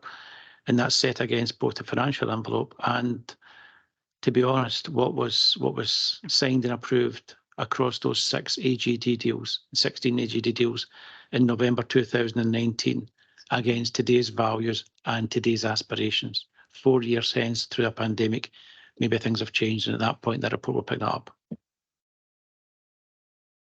Thanks, Joe. Okay, Councillor Mabin. Okay. Any other questions for Simon on capital? No. Then we'll move to people, and that's Amanda. Thank you. Thanks, Chair. Morning, members. The people pages within the summary report start on page 72, with the statistics for absence being in page 73. These show an increase over the year of 0.07 work days lost compared to the same period last year. Members will note that the figures have now been updated to show the comparisons with the service groupings. On page 74, note that 2 out of the 3 short-term and long-term categories have risen, with the number of early interventions in occupational health referrals also rising for the same period last year. As members are aware, as a result of the absence levels being at an unprecedented high level, we took a paper to Cabinet on the 23rd of August around support and attendance report. There was a number of recommendations which were approved within that report, and just as a means of update, in a couple of those recommendations, the one where identified additional HR resources to be focused and targeted to support teams to address the absence levels, initially for a temporary period of 18 months. That post has now been job evaluated and is due to go to consistency panel, and hopefully will be advertised in the very near future, and it will be designated as a support and attendance officer. In addition to that, the health and safety team have been working on the review of the management of stress standard, and that's due to go to a council management team later this month. Disciplinary activity on page 74 notes there are 2 other outcomes for information. These are 1 employee resigned before the disciplinary hearing, and 1 other employee was issued a letter of concern. I'd also note that there was no grievances within this period. Page 76, members will see the breakdown of the Jobs and Training Fund as previously requested, and details of the number of trainees across the councils and the type, noting that there are 100 trainees within the council and a further 39 within local businesses supported by the fund. Recruitment update is on page 76, noting hard to fill posts, which have obviously been discussed already this morning. These continue to be within social work and social care, particularly social workers and community care officers. Within other wider sectors that we've already been touched on today, with ARA for technical officers, engineers, electricians, street lighting technicians, housing and communities, a number of posts within refuse and occupational therapists, education, school, clerical, and as we've heard earlier, planning officers and also auditors. We continue in People Culture Service to review these difficult to fill posts with the services to look at different ways to attract appropriate applications. On page 77, the payroll activity is detailed, and you'll note there's 23,498 pays been processed within this time. Also noting that we are in the process of moving towards electronic mileage claims, which will be rolled out across the council following the Cabinet approval of the revised policy. Communication key points, page 78, including significant work to update the website and continued media inquiries and press releases. And finally, the ODE key points, including bedding coaching approach across the council and increasing numbers who have access to the online experience in page 78. Happy to take any questions. Thanks, Amanda. Does anybody have any questions, comments for Amanda? Councillor Cogley? Thank you. Thank you very much, Amanda, and thank you for the report. And I've updated myself on the report submitted to Cabinet in relation to absence. And I think it has to be noted in this forum that the cost of absence clearly at nearly £6 million is hugely concerning. What sort of level of absence, and I've recognised the measures that are now being put into place, what sort of level of absence do we deem to be sort of normal or acceptable, for want of a better word? Any level of absence, there's a cost both to the council for the unproductivity and the extra cover cost, but also to the employees who are still here carrying out additional tasks. So I don't know that we would say there's an acceptable level as such. However, within our support and attendance work policy, the aim is for it to be below 0.8 days lost per year, and that's in line with the council policy. I mean, just thank you for that. Just a few other comments, and in paragraph 32 of your report to Cabinet, we state that the council strives to be an employer of choice, which I absolutely support, and I think it's excellent that we do set ourselves at those sorts of goals. But obviously we have a huge duty of care for those people who are in the workplace, then picking up the pieces for those who are off sick, and I have great concerns about that, because it does put a huge amount of pressure onto other people, which then becomes a downward spiral. We recognise that stress is a big problem and an increasing problem, and that probably covers a huge raft of different issues, some of which are related to cost of living. And it seems to me that we're in this rather paradoxical situation where we know underpaying people causes stress, and we then have the huge cost of absence caused by stress. And that to me just seems to be a paradox that somehow, by common sense, we should be able to address. So we're spending £6 million on absence. Shouldn't we be spending some of that just on increasing wage levels? Through you, Chair. So obviously the salary and the increases is a national negotiating thing, so it's not for us to comment on that. We did undergo a revisal of our job evaluation process and our pay and grading, not that 2 years ago, passed in April. So all posts have been evaluated and equate to an equal value. So it's not just as simple as us being able to go and increase the pays. As I say, that's nationally set what the spinal column points are, and for us obviously each post needs to be linked to an appropriate job evaluation, linking back to the previous conversation that we had about equal pay, that would then open a different. Thanks, Amanda. Yeah. Councillor Richardson. Thanks, Chair. I was just going to ask, I'll give you a wee bit of background where I'm coming from this. And I actually don't take days off in the sick. We'll start with that. Many, many years during my career, I've probably had 0 days off, this year included. But the company that I'm in my other job, and it's basically just to make the point that these pressures on absence are being experienced in the private sector as well, because the other company that I work for, when I'm not working for the council, recently they changed their policy. So if somebody was going to be off ill, previously, all you did was drop your line manager an email before start a play that morning. But now what they want is, because obviously they're seeing the absence numbers going up and up and up. Now what they want to happen is that if you're going to take the day off ill, you have to basically phone your line manager and have a personal conversation. So my question was, if somebody that works for the council is going to take tomorrow off, what do they have to do? How do they go about contacting their line manager to inform them that they're not going to be in work that day?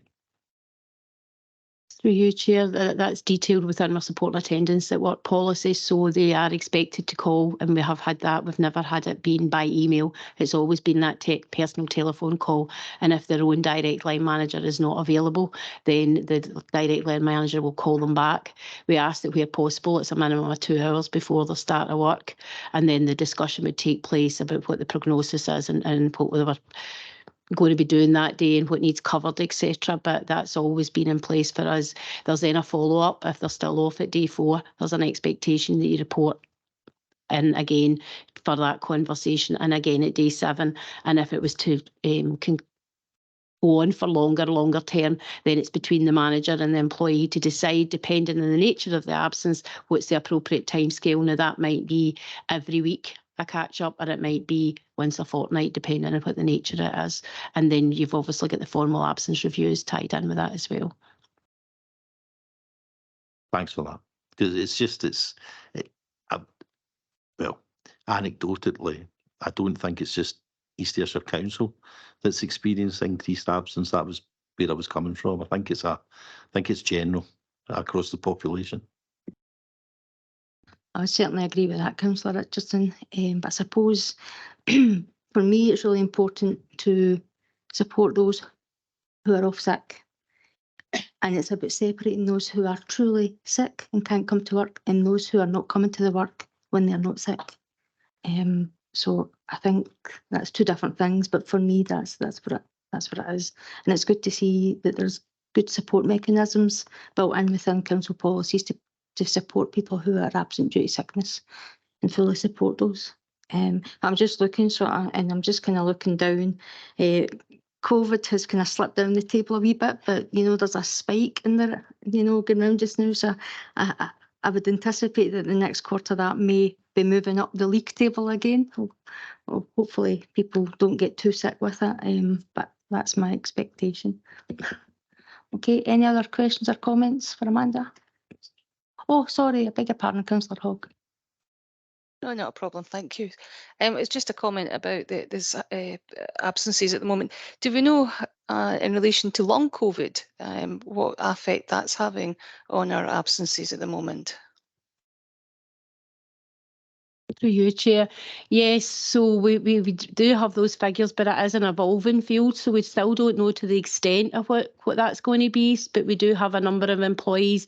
I don't have the figures to hand, but that was in the other report that went to Cabinet. So obviously that is an increase. All COVID, whether it's long-term or just COVID absences, is something we didn't have before, but we are working with employees who are suffering from long COVID on an individual basis, but at this point, the full extent and how long that'll go on for and what actually that'll materialise as, we're not quite sure. But right now, we are supporting a number of employees that are feeling the effects of long COVID. A number of them are at work, but are having periods of sickness, depending on when things different things flare up for them. Okay, Councillor Hogg, you want to come back in? No, so I think that the long COVID and ongoing is going to skew our results, well, not just our results, overall nationally. We'll see sickness and absence go up and down due to the effects of long COVID as our workforces can't deal with the effects of it, unfortunately. Yeah, I think you're absolutely right, Councillor Hogg. Okay, if there's no more questions or comments for Amanda, can we move on to the next section, which is health and safety? And that'll be over to you, David. Thanks, Chair, and good morning, members. If I could just start by drawing members' attention to the top of page 80, and that covers the incidents reported. We've seen there that the number of non-reportable incidents we've received has increased by 215 in comparison to the same period last year, while the number of incidents to HSE have also increased, albeit slightly, by 2. Looking at non-reportable incidents, the main issue there is an increase in violence and aggression reporting in both non-educational and educational settings, and as previously reported to this committee, Chair, that's mainly driven by direct support to young people and service users displaying dysregulated behaviours. So very challenging area for us to manage and support on. I also have to point out that in terms of reporting, and this is probably going to come back and bite me now, but since COVID pressures have actually reduced on my team and my team's workload, we've been supporting teams and supporting employees more closely, more frequently on reporting incidents and also accident investigation as well. So I think that that's also having an impact on these figures, albeit in a positive sense. Violence and aggression, I chair 2 focus groups, and that one educational, one non-educational, and it's also a standing item at this Chief Executive Strategy Group that met last week. If I can move to paragraphs 24 to 26 of the covering report, Chair, that outlines the various positive health, safety and wellbeing indicators that we have, and just highlighting a couple of things. The suicide prevention work that we do under Here to Listen. We're now at 500 suicide first aiders, and since we started Here to Listen back in December 2018, those first aiders that we've trained have carried out crisis interventions, both for staff and members of the public, on 202 occasions. It's never been more important to build that resilience, Chair, and awareness within the workplaces we have and in our communities. And as members would probably have noted, we only had the recent figures earlier this week that 762 people took their lives by suicide in Scotland last year, which is an increase in last year. And those who live in the most deprived areas are 2.6 times more likely to take their lives than people who are living in the least deprived areas. That just shows the importance, I think, of this ongoing work, and it's something that certainly something that I take very seriously and will continue to work on as we go forward. The community defibrillator initiative, just to touch on that as well, Chair, is progressing well. Since we launched it in April last year, approximately £82,000 worth of equipment has been donated by contractors so far. And out of that, we've given out 37 defibrillators and cabinets to community groups right across East Ayrshire, and we've got a further 10 scheduled to be delivered over the next coming weeks. That kind of covers the main aspects of the report, Chair, and I'll be happy to take any questions. Thanks, David. That's right to raise the work that you're doing under the wellbeing banner, especially for suicide prevention and mental health. And I think the work that your team's doing is absolutely commendable. So well done to that. See, just on page 80, the key points, there's been struck by a falling object. That kind of jumped out at me. I just wondered what the background to that was.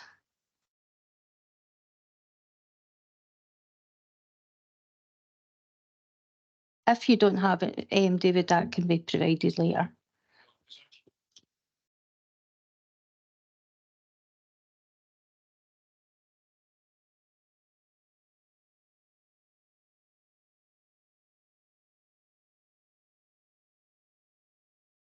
Oh, okay.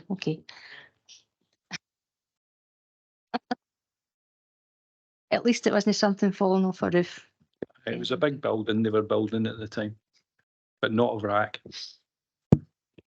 Okay, Councillor Richardson, you want to come in? I was just going to say, brilliant to hear that no concrete was involved.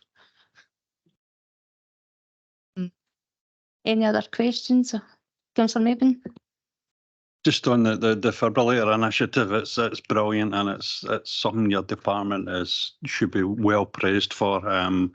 Just over the last week, I've attended 3 defibrillator handovers in Kilmarnock South, 1 in Belfield Bowling Club, and 2 more in Riccarton at Party Pals and Riccarton Bowling Club. And it's brilliant to see community clubs and organisations getting involved in this, and the access, the 24/7 public access to these defibrillators is now there in our communities.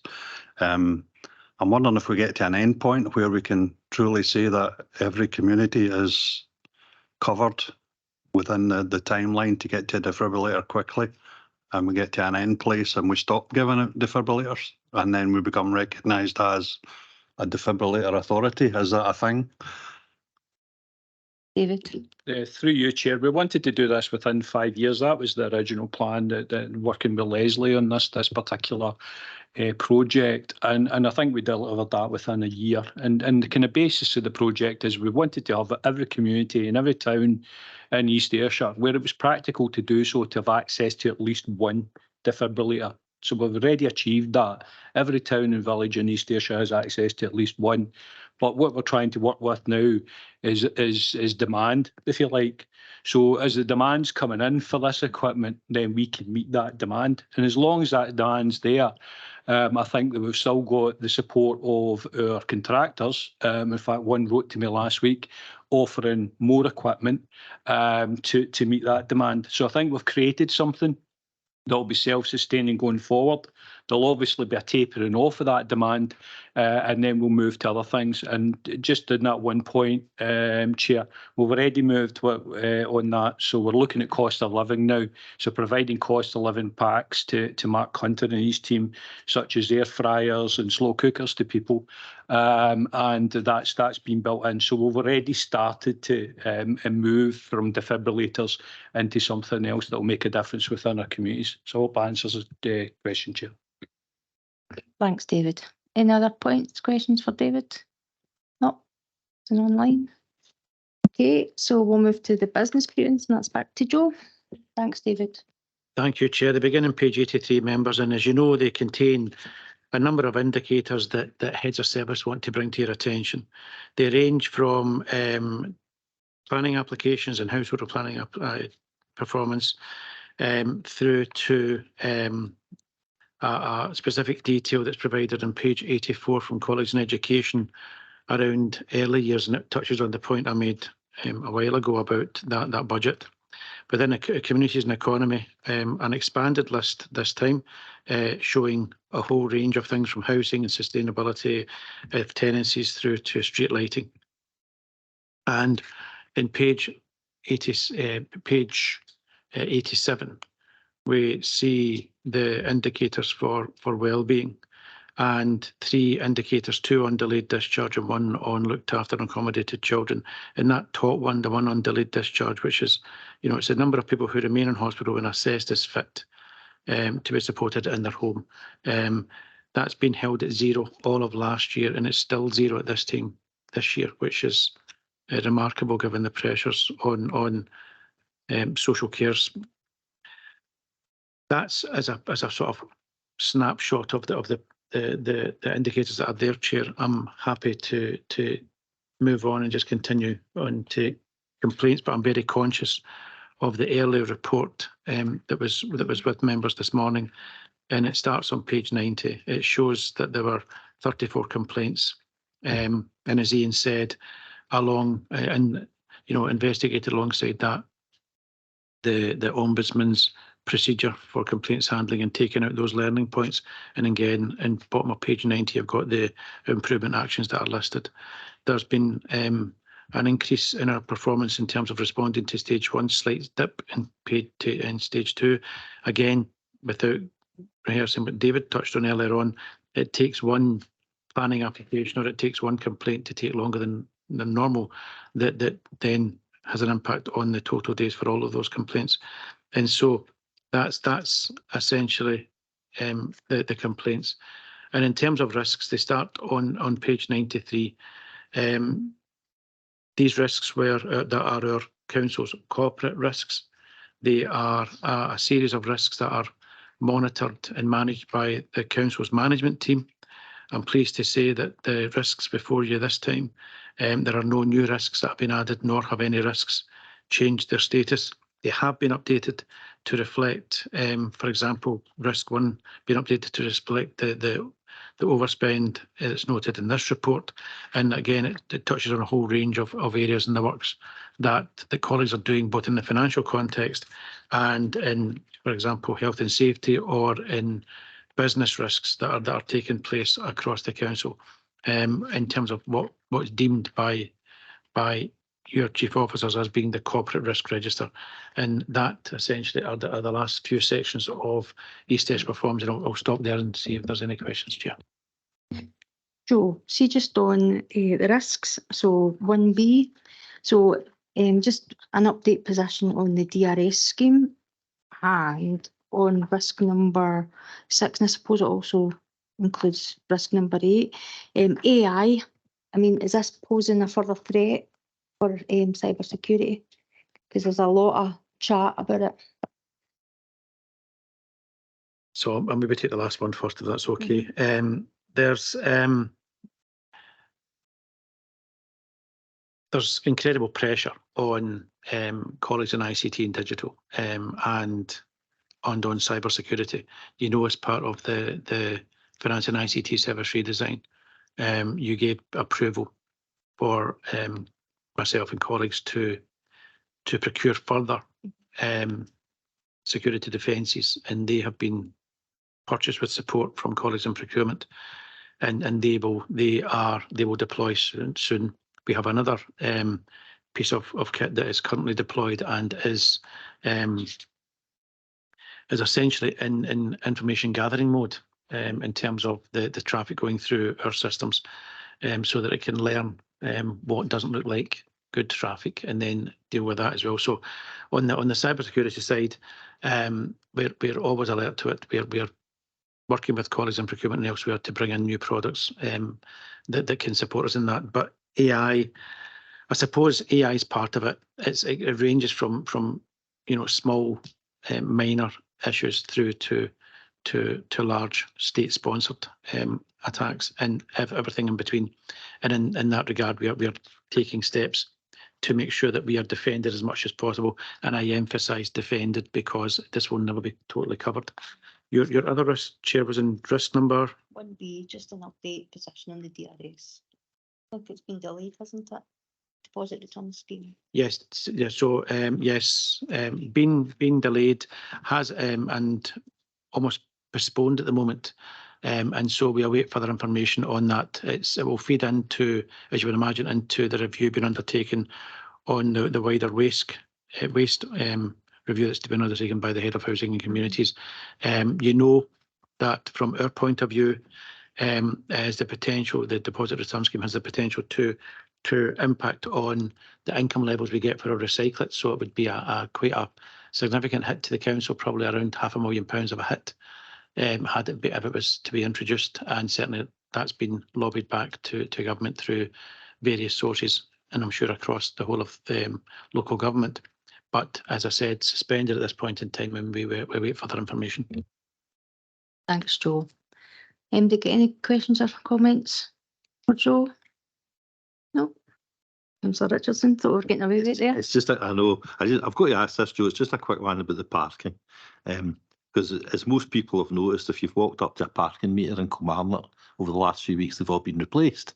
And now, instead of going into your pocket for a couple of pound coins, you pay the card or by app or what have you. So what was the thinking behind that? Was it because, well, I know that banks charge a percentage for handling loads of coinage. So over time, will those new machines be paid by saving on the handling of the actual coins? Or why did we, when we've got a shortage or the income's not as high as it used to be from parking, what was the thinking behind replacing all the meters? That's the question. And through your chair, I will get that information and send it to committee. I don't know the answer, so I'll find that out. That's great, Joe. Thank you very much. Okay, colleagues, if we can agree the recommendations, page 45, and it's a recommendation at the foot of the page for the Governance and Scrutiny Committee. Agreed? Okay, thank you very much.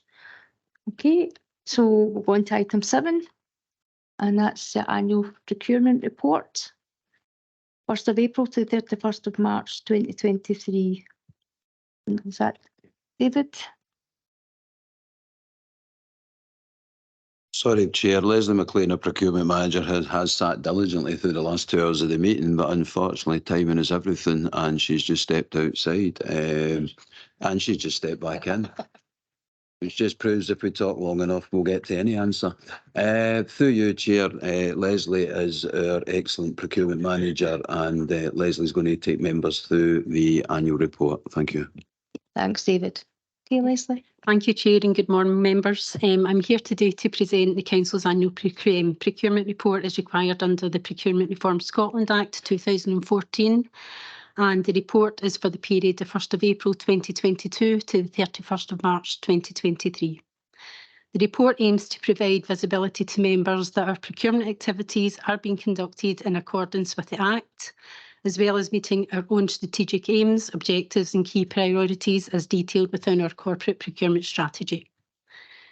The report itself has been produced using the Scottish Government's standardised template, and as a minimum, we are required to provide a summary of our regulated procurement activity. What that means in principle is anything over the value of £50,000 for goods and services and £2 million for works contracts. We also require to review whether our activities comply with our procurement strategy, to produce a summary of any community benefits delivered by our suppliers and contractors as part of their ongoing contractual obligations, and to detail any actions taken to facilitate the involvement of supported businesses. And lastly, to provide a summary of our future procurement activities, and that's usually a forward plan of 2 years programme of works. I'm now actually going to take you through some of the key aspects contained within the report. So if we turn to page 107, this actually provides a high-level summary of the regulated procurement projects awarded within the reporting period. So we have 43 projects that we've awarded with an estimated value of approximately 81.6 million. The team did, however, undertake 174 projects over the reporting period last year, which is quite significant given we're operating with 5 procurement officers within the team. But to coincide with that, we do operate and we do the procurement activity for the full capital programme as well, so supporting Simon and Kevin Braidwood and colleagues within the Usher Roads Alliance. If we turn to page 108, we also undertake some low-value, low-risk activities, between the value of £500 and £50,000 for goods and services, and up to £2 million for works. These are opportunities which aren't actually covered by a legally binding contract. And over the reporting period, within Table 2, we've actually issued 533 one-off opportunities, and they're usually issued to the local market. We tend to sort of target our local supply market for those opportunities. As advised previously in the report, we are required to undertake a review of whether our activities are carried out in accordance with our strategy. We also require to observe a number of general duties to fulfil specific obligations. These are listed in page 190, 122. So, for example, it's how we deliver value for money for the council.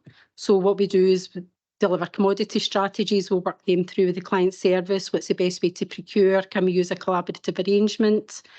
We ensure fair work first criteria are built into every project, so including incorporation of the fair living wage, health and safety aspects, employability, training. So as I said, they are built into all our tendering processes. I can advise all of the council's procurement activities are undertaken in accordance with our standing orders, the financial regs and the statutory legislation in which we operate. This is to ensure that the governance framework which we operate, it ensures that we are legally compliant and they are delivered in accordance with our strategy and our council's wider strategic priorities. As a council, we also have a legal obligation to manage our spend effectively and to consider the wider social and environmental and economic benefits of our tendering and contracting activities. The provision of community benefits is included within all of our regulated procurement activity. The community benefits are managed, monitored and reported by the contract administrators appointed by the relevant client service. And at the time of compiling the report for lodging at pre-agenda, the community benefits reported back to the centre have been included on pages 114 to 117. As my colleague David had alluded to in his report for the health and safety, I think it is worth re-mentioning the success of the DFIB initiative. We did introduce that last year in partnership with Health and Safety, and it has been such a huge success. So much so that colleagues approached us just probably about 2 months ago in terms of the cost of living crisis. And again, as David alluded to, we have actually just launched that initiative over the past couple of weeks. So we've actually built in a statement going into new tenders going out that our contractors and suppliers provide air fryers, slow cookers. Once we receive these goods in, they'll be coming into the centre. We have arrangements in place that these will be distributed through the community larders to our most vulnerable families. The finer detail of how that's going to look is still underway. As I said, it has just recently been launched, and we are working with Mark Hunter and Facilities and Property Management to manage that process. So probably we are hoping to launch maybe a new initiative every year. What next year's will look like, we don't know, but I think it's been very, very, very well received by our suppliers and contractors because they know what it is the council want. Whereas previously we were building community benefits into our tendering activity with contractors coming back and asking, well, what is it you want us to deliver? And we didn't really know. So it's a more focused approach, and it has been, and we're hoping that the success of the DFIB will be replicated with this new cost of living initiative. So I thought it was just important to recognise that. Moving on to page 118 of the report, I've provided a summary of the contracts awarded and the spends recorded against our supported businesses. We've just recently awarded a new contract to City Building, who are the old RSBI, the Royal Society for the Blind, for kitchen units and worktops. Over the term of that contract, that's a 5-year term, the spend profile is probably approximately 1.3 million. And also during the reporting period, where our spend analysis shows that we've spent about £389,000 with registered supported business over that period too. So that's a really good news story. And again, we'll try to build on that as we progress through our tendering programme. Moving to page 121, the report has actually been changed this year to reflect our influenceable procurement spend. Previous reports, we used to just report the spend against our individual client services. But as part of our community wealth building agenda, we are working closely with colleagues in economic development and the supplier development programme to identify training opportunities and tendering opportunities to encourage our local suppliers to actually bid for public sector work, and especially our work. So I just thought it would be beneficial to actually include the table in there just to provide members with the visibility of the spend at a local level as we continue on that journey to support our business community to tender for our projects.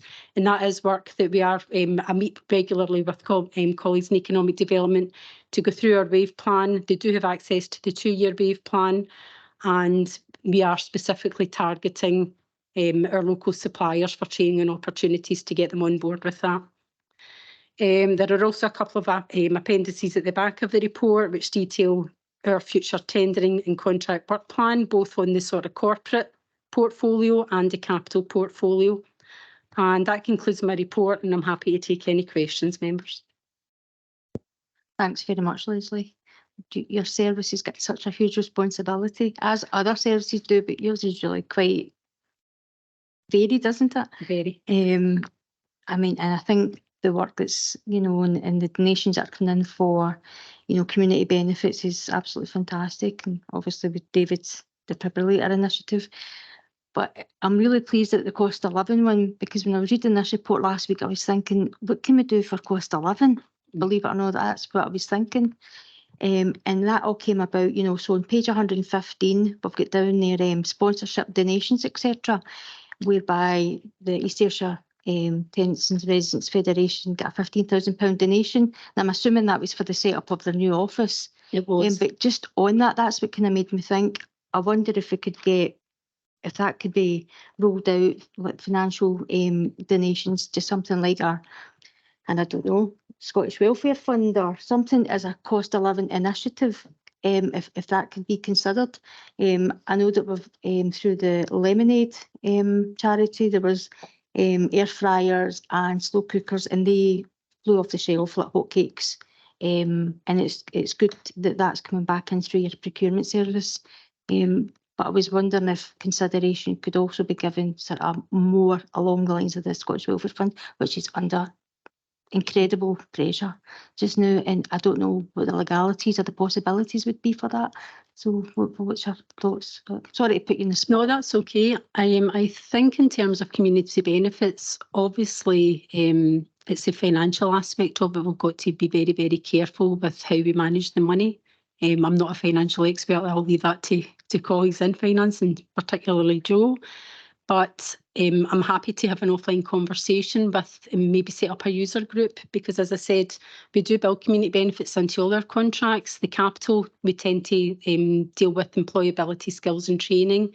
And at time of reporting, I didn't actually get anything back from the contract administrator, so I can report that retrospectively if required. But we're always looking for new initiatives, and it's something, as I said, our contractors and suppliers, previously they were really didn't really know what the council wanted. So if we're going out with a more focused approach, that initiative can change. The DFIB, as David had mentioned in his report, we actually went out with the DFIB initiative hoping that we would be a DFIB council and authority area within a 5-year period. We got 50 odd defibrillators within a couple of months. So the cost of living one that we've just launched, I think that's going to be very successful, but we'll get to saturation point with that. So we're always looking for new initiatives which we can incorporate into our contract documents, and obviously speak to our contractors and suppliers. So I think an offline conversation to see what do we want to see as the focal point. So it could be something like the Social Welfare Fund. It could be supporting schools, because we've got very vulnerable children and families that can't afford school bags, pencil cases, maybe stock schools with uniforms. That could be our next. So happy to have that conversation. That's brilliant, Leslie. Absolutely fantastic. And it's great to see that 20% of our spends in local SMEs, which is absolutely good to see. And the reserved spend. So could you just explain what that reserve spend was for that wee contract again? Oh, that's for the supported businesses. The supported businesses are set up for disadvantaged, vulnerable adults and people. So maybe folk with disabilities, folk that have maybe long-term employment and that can't get into employment. So the supported businesses do have to have so many of their staff registered as maybe having that disability or that disadvantage. So the contract to be awarded to our SBI was a reserved contract. And what that means is we ring fence it, that only supported businesses can apply to it. So it doesn't go out to the open market, so it is ring fenced. So we always try and look at that option first when we are going through our commodity strategy, just to see, can we ring fence that to a supported business or can we not? So that's all about inclusivity, isn't it? It's absolutely fantastic. Does anybody have any questions or points for Leslie? No? Okay, well, Leslie, thanks very much for your report. Okay, so thanks very much. Okay, Can we thank agree the you. recommendations on page 99, paragraph 2? Agreed? Thank you. So thanks, Leslie. Thank you. Okay, David, over to yourself, the awarding of contracts. Period 7024 to August 23. Chair, members, as you've heard me say before, this is one of our regular kind of suite of reports that are just meant to give the committee general oversight on particular areas of activity.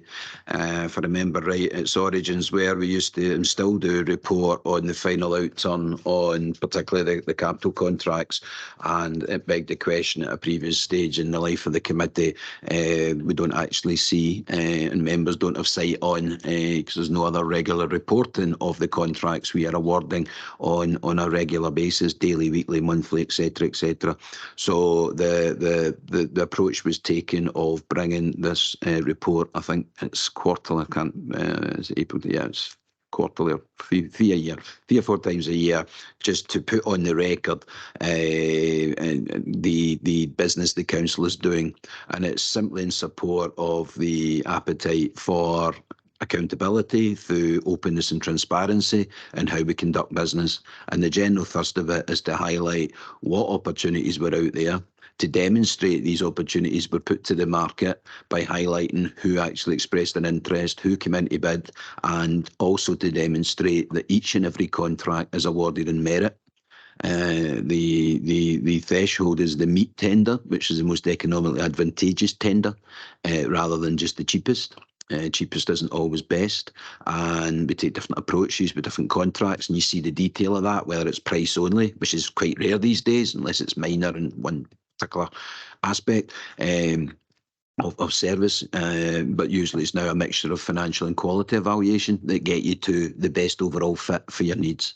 So in this report, each entry is meant to give sufficient information and comfort that for each and every contract we award, because the arrangements there under the scheme of delegation are that provided all contract processes go through the processes set out in the standing orders relating to contracts as approved by council and kept under regular review, then provided we follow the approved processes, there is no formal requirement for the sign-off of contracts to come before committee. And there's a very good reason for that, and it's quite simple. If you've been out to tender, and if you've got a preferred bidder, and if you've gone into the standstill period in some of the bigger contracts, and that's the EU level, the higher threshold, and if you don't get any legal challenges, you're actually bound to proceed. So if you've followed all due process, to bring a paper to Cabinet or any other committee that says we've followed all due process, and here's the clear emerging winner from that financial inequality appraisal, and then invite authority, you're really putting a paper up that says you have no choice but to approve the contract. So it seems pointless to bring them for decision making where there's no decision required. So that is reflected in the scheme of DELS, and that's why all contracts will either be signed off by myself or the relevant head of service. But in practice, because they're put in place by procurement colleagues reporting through Leslie to myself, they're generally all signed off by me, which is part of our overall governance arrangements. So there isn't actually, in most cases, even though head colleagues have the option, just about all contracts are signed directly by myself. So we have complete oversight of all of this in terms of who we're doing business, and the point of this report is to share that oversight with yourselves, and I'll also allow back to information governance as well, that the more you put out there in accordance with your publication scheme, the less people feel they need to and don't have to come in under freedom of information to ask for information which should rightly be in the public domain, because who we're doing business with and the business we're doing with public funds should be in the public domain. So it's against that backdrop that this happens to be the various contracts awarded during the relevant period of the report. It is a bit of a, I was going to say smorgasbord, but I can't pronounce it, so it's a bit of a buffet. Rather than going through individual items, obviously if there was any particular concerns or points that I needed to raise here, then I would do so, but there are no such concerns. All of these were undertaken through due process, awarded in the back of due process, and awarded on merit to the appropriate bidder, be it on a financial or a financial and quality evaluation. Against that backdrop, and having explained the context to you, Chair, simply invite if there's any particular questions or queries that members may have. We're blessed this time because we still have the procurement manager, so any hard questions are more likely to get an answer than normal. Thanks, David. Okay, folks, does anybody have any questions or points for David on this paper? You're getting light off the hook, David, I think, which is nice.